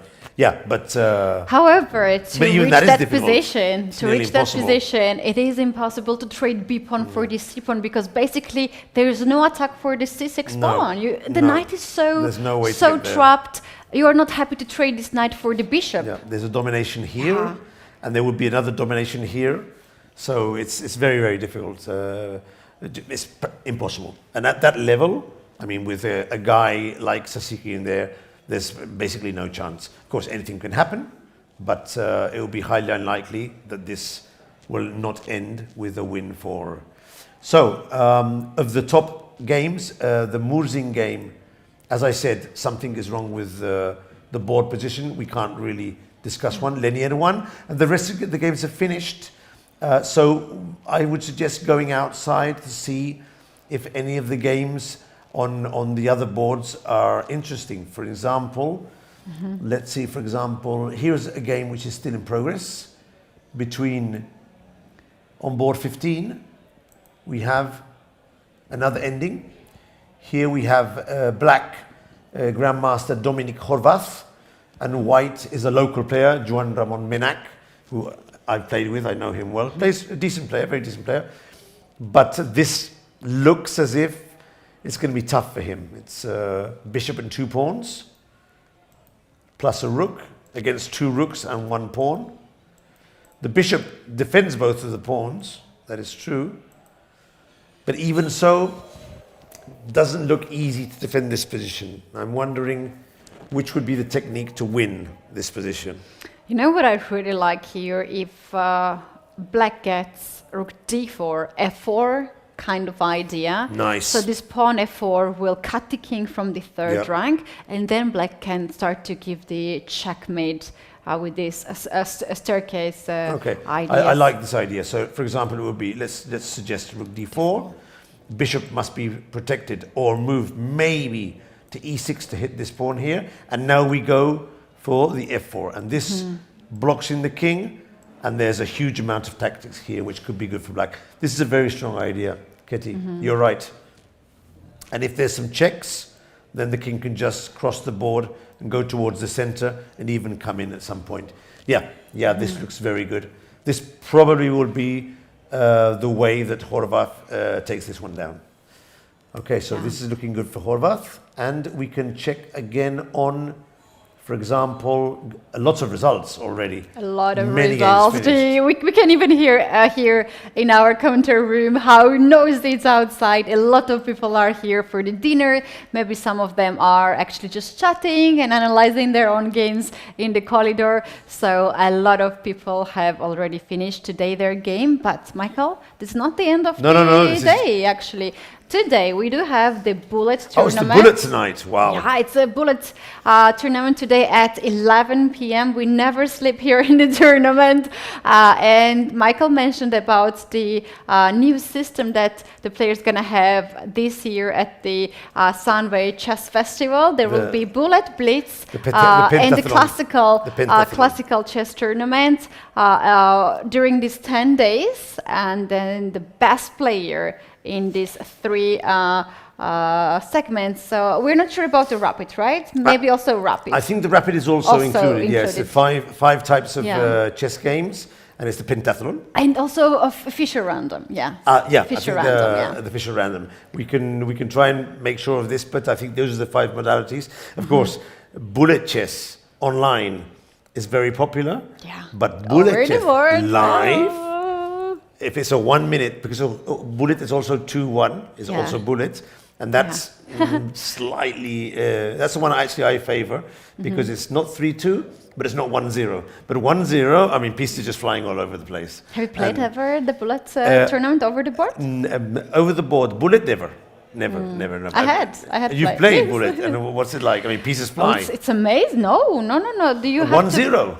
Yes. Over the board? Yes. Wow. It was a lot of fun. And it's actually a tradition to play in Poland before the national championship, a bullet tournament. And you might think that the grandmasters who are playing at the national championship, they will not play bullet tournament after the opening ceremony, but that's actually not a true information. They like because to do it, no? players like Jan Krzysztof Duda, the best Polish chess player, himself, he played also one of the bullet chess tournaments right before his very long tournament. Wow. I played against him in one of the rounds, and that's how I actually remember this tournament.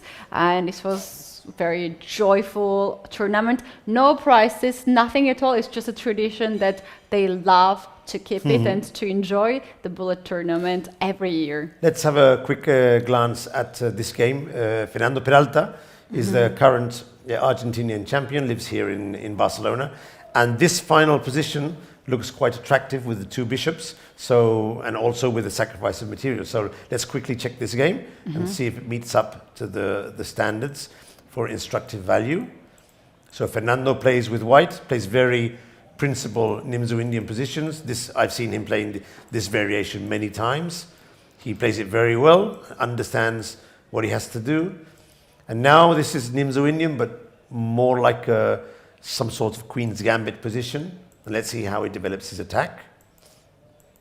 For the moment, everything is going... Oh, this is a weird move, Rook A7. I'm not sure this was completely necessary. It's a weird move. Okay, so Fernando goes for a center breakthrough, which is very standard.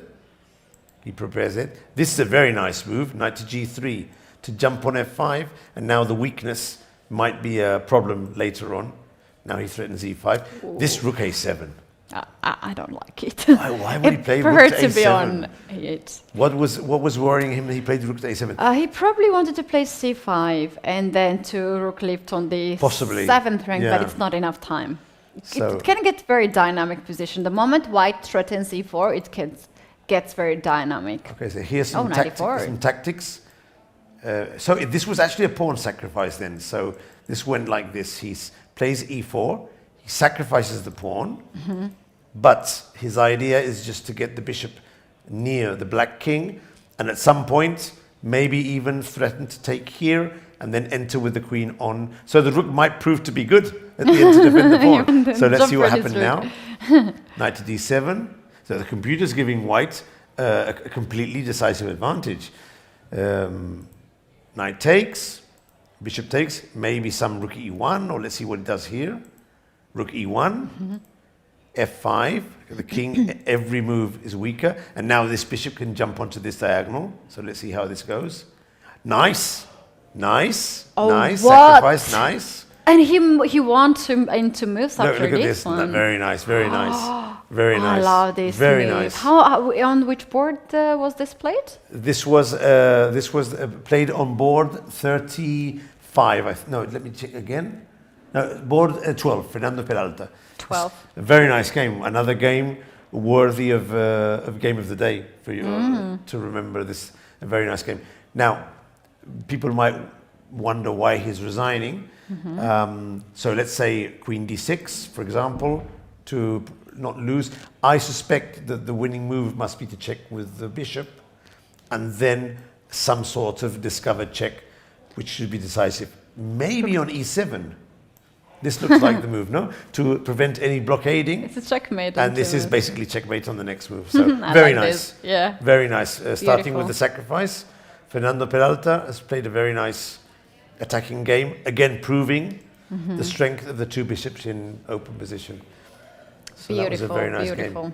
And there's not many games left. It could be good to get an overview of the main playing hall and see how things are doing on the board. Let's see if our fantastic technical group can give us a sight, because there's actually not many games left. No, not many games left. So it is the first round as well. Yeah, when we had Kostya here for the interview, I had a chance to glance on all the boards. And there was not much going on. 2 games in progress. Oh.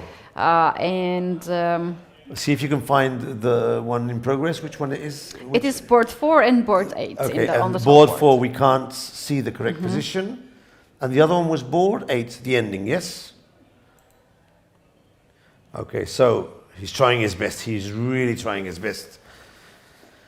So, of course, the problem is now, I think it's white's turn. Black, for the moment, doesn't threaten to capture the pawn because after the exchange, the bishop would hang.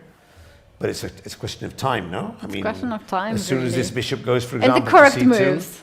yeah, bishop to C2, controlling all the squares of the knight, and next move, bishop takes pawn. How long will he fight this position? That's the question. Yeah, I like bishop to f5 in this position, Michael, Or not bishop to f5. allow white Yeah. king to get any I more completely active. agree. Yeah. I thought bishop to C2 was forced, but it's actually white's turn to play. Well, what can he do?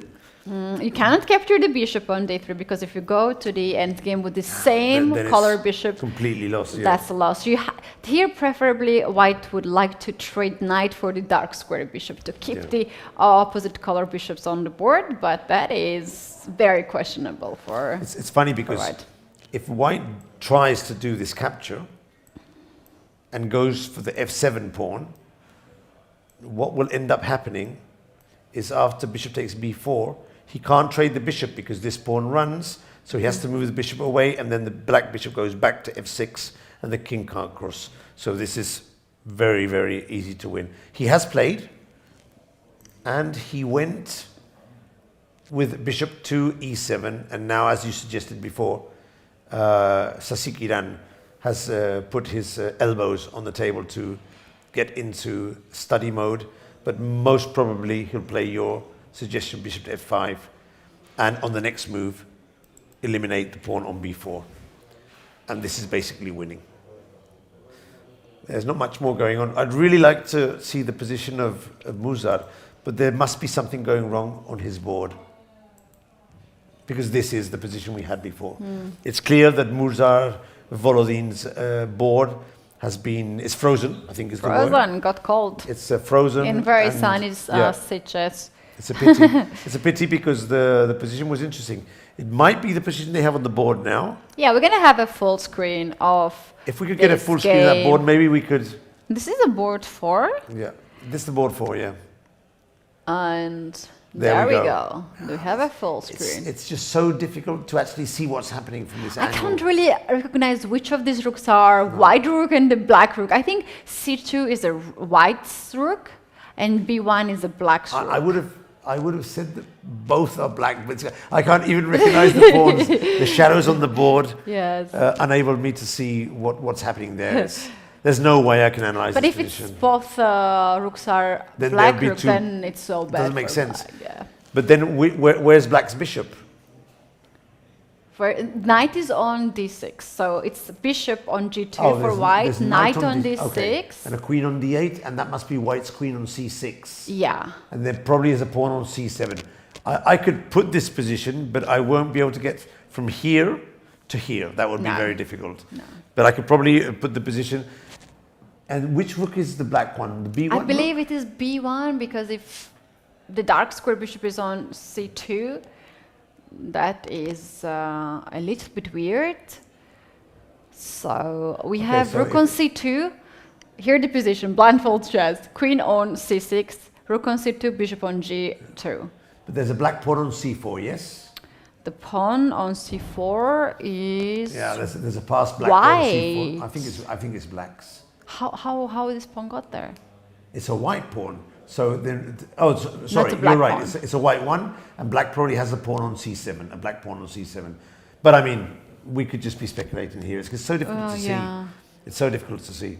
I think it's a black pawn on c4 and it's knight on the d6 guards this pawn. Okay, so then that looks like black's got a very good position then. So if this is true, black is Yeah. dominating the dark squares.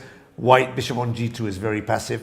This, as long as there's not some tactic on the queen side with the queen and the rook, black should be doing very well in this position. But I mean, it's impossible to get from here to here. So I think we should just leave this position Chill behind. a little bit Yeah. here and So really, just- we only have one game left, which is the ending on board 8, which basically will be decided very soon. And let's see if there's any other position. This is interesting. We could check this one very quickly. I'm just checking if there's some duplicated positions. Yeah. Okay, so, and there's no more games. So let's briefly check this one here. We don't have camera on this one, but we're looking at the game. If they could pull up the game. Yeah, here we go. The game between Pranav Anand, another Anand, as if more were needed. They all play very, very well. I think if you're called Anand and you're a chess player, you're doing very, very, very well, no? And he's a very strong grandmaster. I think there's two Pranav.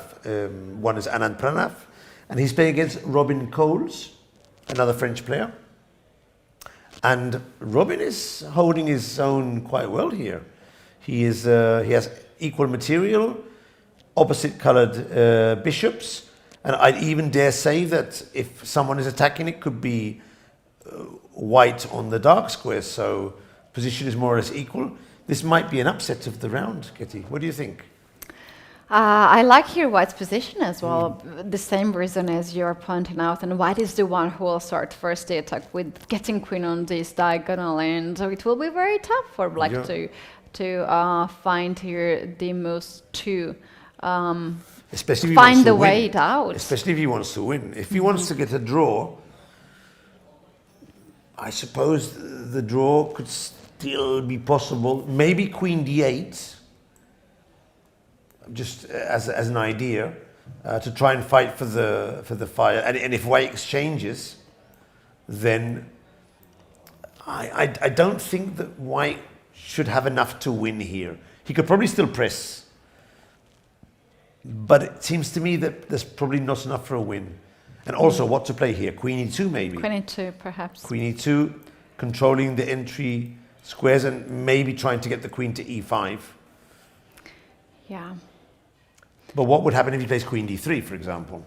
I would play bishop to H3, you know, if you want to checkmate me, I also want to checkmate you. So Okay. Ambitious. Very ambitious. Okay. But will you checkmate if I play Queen E5? You play Queen D1, King F2. Queen F1. Queen F1, King E3. There's many checks there. Too much to calculate, but what to do? What to do? Oh, I like this move. This is ambitious. Computer doesn't like it. There might be a solution. Computer can take a rest in the end games. In a practical play, if you want to win, this is definitely the move to do. Because if he plays Queen D3, then of course he won't lose, but he's not going to win this position. Yeah. No chance he's going to win this position. So if he wants to win, and I'm sure Pranav wants to try and win, this is the move to do. Okay, I'm going to call your bluff. Let's go in with the queen. See what happens. You start checking. Up to here, it seems clear. But now what to do? Yeah, there is queen to C1 and queen to G1. Two moves to be played. So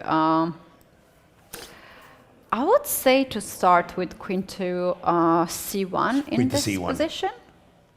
Of course, White, if he wants to draw, will just go back here and say, win if you can. This is just a draw. This is just a draw. Just a draw. So one other game, which highly probably will end in a draw. Of course, the stronger player will always have a chance, but I just don't see a way. What else can you do instead of Queen D8 here?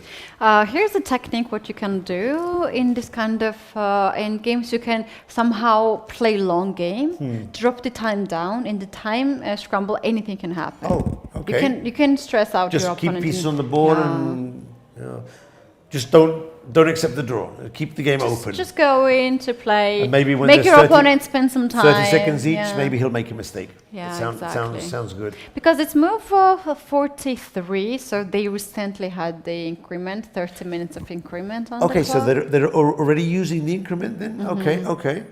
Well, he's down to 8 minutes. 8 minutes already, so... Okay. I wonder where he spent so much time. Shall we see move 40 in this position? What was so big struggle after that?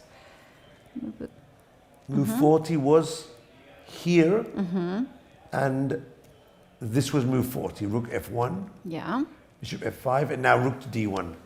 Doesn't seem a move where you need to spend so much time, but maybe he was calculating something different. Bishop c3, queen f4, rook d1 seems very logical. The thing is, what is white trying to do? Is white trying to win, or is he content with getting a draw? By the sense of his moves, okay, so this comes from here. So there was an exchange sacrifice before. Okay, so black sacrificed the exchange, and I'm thinking that white gave it back. He captured the pawn and gave it back here. Yeah, he gave the exchange back, and yeah, I think he's content with the draw. I mean, the other guy has 600 points rating more than him, so I would be very content with the draw. I can tell you that. So I think we won't be seeing a very risky play by white. So bishop h3, the move by Pranav. Without was it played? Yeah, this was just being played, yeah. Oh, okay. Without exchanging the rooks. I was thinking queen d8 first, but of course you can just play it straight away. By the way, in case of bishop d4, I think that white would have exchanged rooks first and then move the queen away, I think. There is also a queen to a8 idea to give a check. Sorry, bishop queen? g4, queen a8. Oh, yes. This is also very dangerous, yes. And yes. And then rook f1. Oh, this could be dangerous. You're keeping the pieces on the board. I don't know how much danger. You don't want to do this. You don't want to do this. This is just, there's no need, because, okay, king f7, rook f1, bishop f5, but why to do this? Queen h8, and black is... queen h8, yeah. Why to go here? This is beginning of going to the losing So black position. is trying to win. With bishop h3, he's saying to his opponent, exchange rooks if you want, but I'll take back, and hopefully I'll find some way of getting in. Now I can't, but I'll find a way. I'll find a way. What you said before, maybe some e5, deviating the bishop, and then getting in with the queen, and trying to create some... of course, time is going down. 5 minutes. 4 minutes, 3 minutes. Here, Michael, I think the safest approach for white might be queen to f6. To put up this battery. Yes. You're threatening checkmate in one move. If you find a way to make a draw, go ahead and do it. Otherwise, I will checkmate you in one move. So it'd be like this. It would be bishop h3. Sorry, let's go back to the actual game. So this would be to exchange rooks now. Exchange rooks. Which he hasn't done. Okay, it's a game. This is the position. This is, I think, is the position. We'll make sure. But this is the, yes, he played queen a8, king f7. So what you would suggest was exchange rooks, one piece off the board, and then f6. go straight here, threatening several dangerous threats. And now, what will he do? He had to calculate this. But of course, as the queen is protected, nothing would happen, but maybe he was a bit worried about this position. But if you here give me some more checks, my king might get king f4, king e5, king g5. We have seen something. We've seen this before. We've seen this before. Yeah. No, I suspect that he wasn't sure if in this position, he is low on time. He wasn't sure if his king could end up being checkmated between the bishop and the queen. That's what I suspect. I would also think here, if I were white, how draw is this position after queen trade?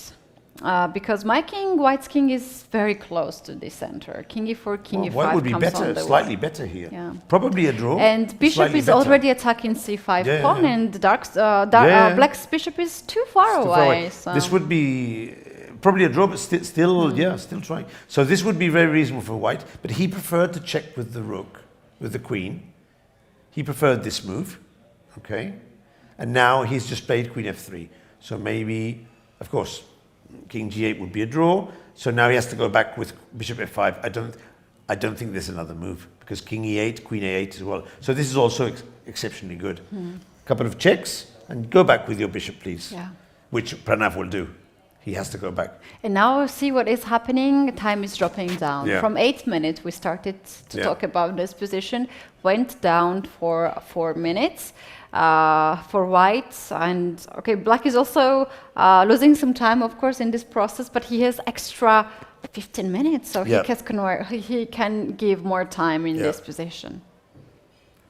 Maybe king f2 now. h4 would also be a very reasonable move. I would, there's a status quo here, nothing is happening, because they're just repeating moves. H4 would be very reasonable. The only problem with H4 is that you don't get the option of a threefold repetition afterwards. Yeah. Because, down the line, it could be repeated the same position, and then you get the threefold repetition. If you do H4, you don't get it. That's the only problem. Because if not, H4 is very serious, because you put another pawn on black, you block one of his advantages, and also you get King H2 at some positions. He played.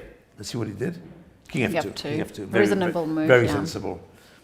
Yeah, this player, Robin Coles, only 2050, but I'm liking how he's playing. Very, very solid, very composed, and with a very strong player in front. So, okay, we'll come back to this one, but let's check to see if Sasikiran has defeated that endgame, and also if we have the position of Murzin. So first we'll go to Murzin. Murzin the same. We can't do anything here. Is on the board A8. And board 8. Okay, so we're advancing here. So he won the pawn. Oh, 2 pawns already. And now he came back here and threatens to exchange the bishops. Not the knight, probably, because this might be a draw. It's black to move, actually. It's black to move, yeah. Bishop takes knight. Otherwise, maybe there is knight g6. Knight g6. No. Yeah, knight g6. Knight g6.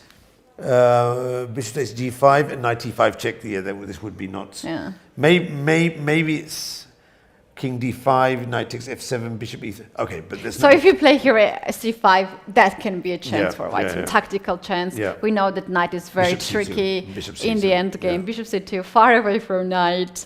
Now it's 2 pawns. I just don't see this. I don't see this working. Yeah, even if you trade bishop, dark square bishop for the knight, as the pawns are too vertical. Yes, that's what I was thinking. Yeah. But I remember a study of Prox with opposite colored bishops with the 2 f pawns, f and c was a draw. But it had to be f and c. Any other, except for a, any other two files. It depends where the kings are. It depends where the kings are, exactly. Black's king seems to be too active. There was here. a position with the pawn on c2, one bishop controls, and the other king would basculate between, protecting the bishop. Yeah. But it was a very specific position with c and f pawn. This but is a high take for happen. black. This it is a high take. You don't need to do that. It won't happen. If the knight moves, then he will obviously exchange the bishops, I agree. But if not, he'll just advance the pawn and try and put the king on a white square where he's dominating the knight. And that's the tricky part here, where to go. I would suggest b3 or b5, but we'll see. We'll see. But the position must be won. Must be winning here. For Another black. possibility is to play f5 with check and stick your bishop on e4. Dominate this position to keep the king at bay, and then move the king and just push the pawn. I like that. So there must be several ways of winning this position. But of course, if you're white here, you can't really resign. You have to, first of You all, have to carry on playing. unchain your pieces as well. Like, you cannot move the knight because it's but lost. you can't resign. I mean, he's probably thinking, I'm going to lose. But you can't resign. It's not the sort of position where you say, okay, I'm going to give up. Because you still harbor this idea of, maybe if I can exchange, I mean, you can't resign. Although you know, this is tough for a chess player, knowing they're going to lose probably, but you're not in such a bad position to resign the game. No, you have to keep fighting. For top players, it's easier to resign. They really don't top want player, to, yes. Yeah, they don't want to have any more. They are sometimes disgusted with their positions. That's why But I think that this position, even though it's really lost, I suspect that with so little material and these artistic possibilities, even a top player might carry on just a bit more, just in case. Just in case. I mean, so this is a good example of technique by Sasikiran. Goes to the ending, not a big advantage. 2 bishops against bishop at knight, equal material, he wins anyway. So don't go to the ending with 2,700 players because you're going to be in trouble. It's a trap. They are very strong in the end games. We're really lacking games. Only this one and the other. There's nothing else. We can't. Unfortunately, we have no chance of seeing this game here because it's frozen and there's not much else. Can you see the results? Maybe any upsets on the... can we get a chance to see actually, Michael, with that, I would be so careful because some of the games that we have seen, for instance, board 3, we have, I believe, the wrong results. Okay. So Okay. I would be so careful. Tomorrow, in the next round, we can go over the results and see if there's any surprises. We're hoping that makes more sense. All these tournaments, all the chess tournaments with so many boards, so many digital boards and the players, there are always the issues, but it will be fixed by the time. So if we here say that something is upset, it might be actually the wrong result. So. I'm trying to see on the screen if there's any result with the game where the weaker player has defeated the stronger player. Okay, so here's one. Okay, this might be interesting. As we don't have much to look at, this could be interesting. Diana, how would you pronounce this name? Nixnick, Tixnick, Tinkstick. How would you pronounce this name here? Wait, first we need to know where she's from. We need to, and also the board. Board 44. Board 44. If our friends in the technical team can bring up board 44 on the screen, board 44, because we do have the moves, and the international master lost. So it's in the pairings, it's not board 44. Oh. Okay, well, let's look for the player is Tixnick. Rajat with black. Okay, from there Kazakhstan. We go, well, this with 40. Okay, so board 40. Okay, on our screen it's number 44. Yeah. Okay, so let's see if our technical team can bring the board up, because we do have the moves here, and the underdog won with the white pieces. Yeah, which is always nice to. That's nice very to see. nice. But if it's that game, actually, right? Oh. If it's not it that might game. not be what happened here, but the names coincide, and also it might. Oh, yeah, I understand what you're trying to say. Oh, so shall we look at it anyway and suppose they're them or not? Once I had a very funny experience actually during the commentary. We were seeing some of the crazy attack and sacrifices on F2 from Kostyuniuk Alexandra, and like, wow, that's so cool, let's see this game. And then we switched the camera to the game, and we were looking her sacrifice with black pieces, and she was playing with white pieces into the other position, and we're like, oopsie, what's happening here? So so far down we just don't know. If the board number doesn't coincide with the list, it's a bit risky to we can see the game, but we just don't know if the players are playing this game or it's some other random game, no? So in this position right now, what we have, the pawn from A3 has disappeared. So black managed to get this pawn off the board. So what we need is them to open up the screen of the game of board 4 with Murzin. No, we're trying to. This is Murzin's game. Let's see if they can if they can zoom out, no? Or zoom in. What would be the word here to see the position a bit better? To zoom in. If they could zoom in to this position here. There we go. Nice. Okay, we see it. And try and see what's happening here. It's still so far away. So tricky to see. Okay, maybe this is a better angle. Can we zoom in here? If we could zoom in here, that would be great. Because then we can see. Did you see lots of players fiddle with the pawns? Do you fiddle with the pawns? Oh, no. I normally never fiddle with the pawns. I cannot do that. I never tried it, but... Do you think? I think it's something, a trend, recent trend, not so... Yeah, to spin. How many times can you spin the pieces? They spin lots. I actually think that when it's your turn to play, the other player shouldn't be spinning the pawn in front of you. It can give you some dizzy feeling. I'm sure no one does it on purpose, but it's just something you do. You can't. And so Murzin is playing fast, but I just can't. Rook to b5, hitting the queen on c5. He has extra pawn on c-file, that's what we can see. And white still has this bad bishop on g2. It's just so far away. No, it's just too difficult for me to be able to give an When opinion. when I was a kid in their age, I always liked to settle the pieces on the sides that I have captured by the sizes, like this queen first, then bishops, then rook, then knights, the pawns. Yeah. Okay, so it's so difficult to evaluate this. Let's go back quickly to Sasikiran. Yeah, he's consolidated. He put the bishop on d4. The pawn has gone to c5. And yeah, I think when the game between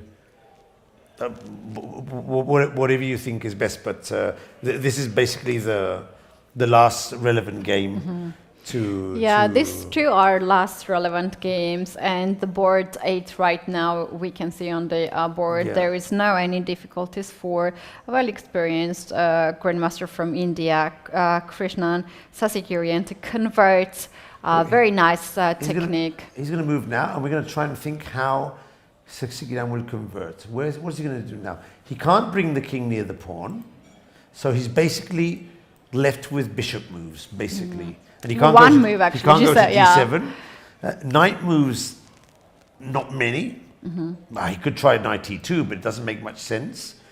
So, because even now, if he exchanges here and the pawn comes to d4, okay, maybe he won't do that. There's no point in giving him that option. So what is he going to do? Did he play? He's still thinking. Maybe I would go knight e2, just to try, to see how Sasikirian reacts against this move. I might try this move, see what he does. Because if he checks me, I can jump into f6, which is not bad. And so he actually played. Yeah, Let me put the moves. What did he do? He waited with the bishop. Okay. Bishop e7. So now, how to progress here? There's bishop e3, one move to pin this knight. Okay. That's one move. My instinct says to play king b3 and just push the pawn. But does white have anything specific against this move? Okay, so if the king goes this route here, white might try. This is a far stretch, but let me show. It could be funny. Let's just say he plays it. Okay, I want to try something out. Sacrifice and king f6. And this would be the position where now you have to win the two bishops against the knight. Yeah. Now this is probably what Sasikirian doesn't want to do. Because how do you protect the f7 pawn now? Bishop g6 is draw. So this would be something. I would here play bishop d6. We still have this one here. Yeah, hit the knight, and when the knight moves, bishop g6. And then bishop g6. But maybe there's something here. This is a good chance. This, for example. Yeah. And now if you play this, then I get this in, and now it's a draw. Now it's a draw. So well, a draw. I win the pawn. And then you have to win the two bishops against the knight. So this is probably what Sasikirian is trying to prevent, and what the other player is trying to get to. Because although we know that this is a win ending, this could easily end in a draw. All right, this is one way that white can trick his opponent, but unfortunately to white, it's not too much ways here. No. Left 3 minutes, and Sasikirian will make his next move rather fast, and I'm sure he will convert this game quite easily and convincingly. So another game is also in progress, board 4. But this is just the beginning for us. It's getting to be more and more exciting.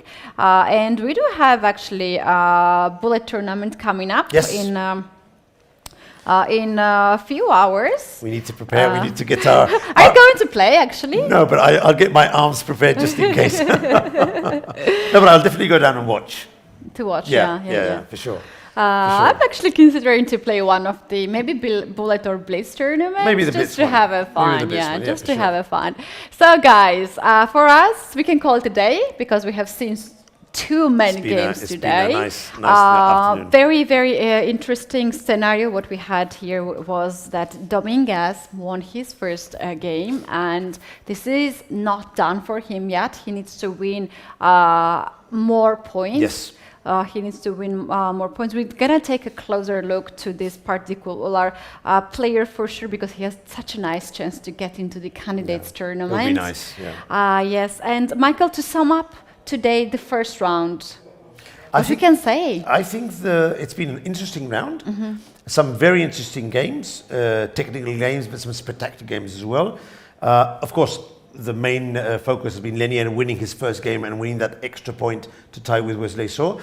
But we have to remind everyone that there's more than 400 players here. It's a huge amount of games.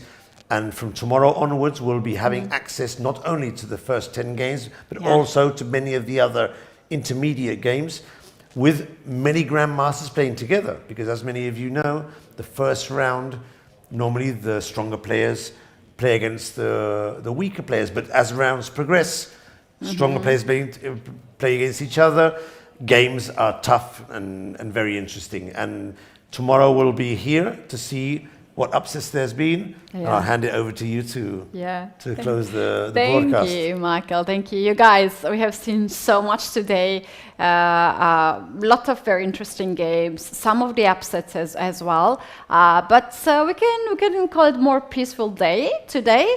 And out of 10 rounds, 1 is down, 9 to go again. So we are inviting you to come back tomorrow at 4:30 local time, Central European time. We're going to say goodbye right now, but see you tomorrow. Bye.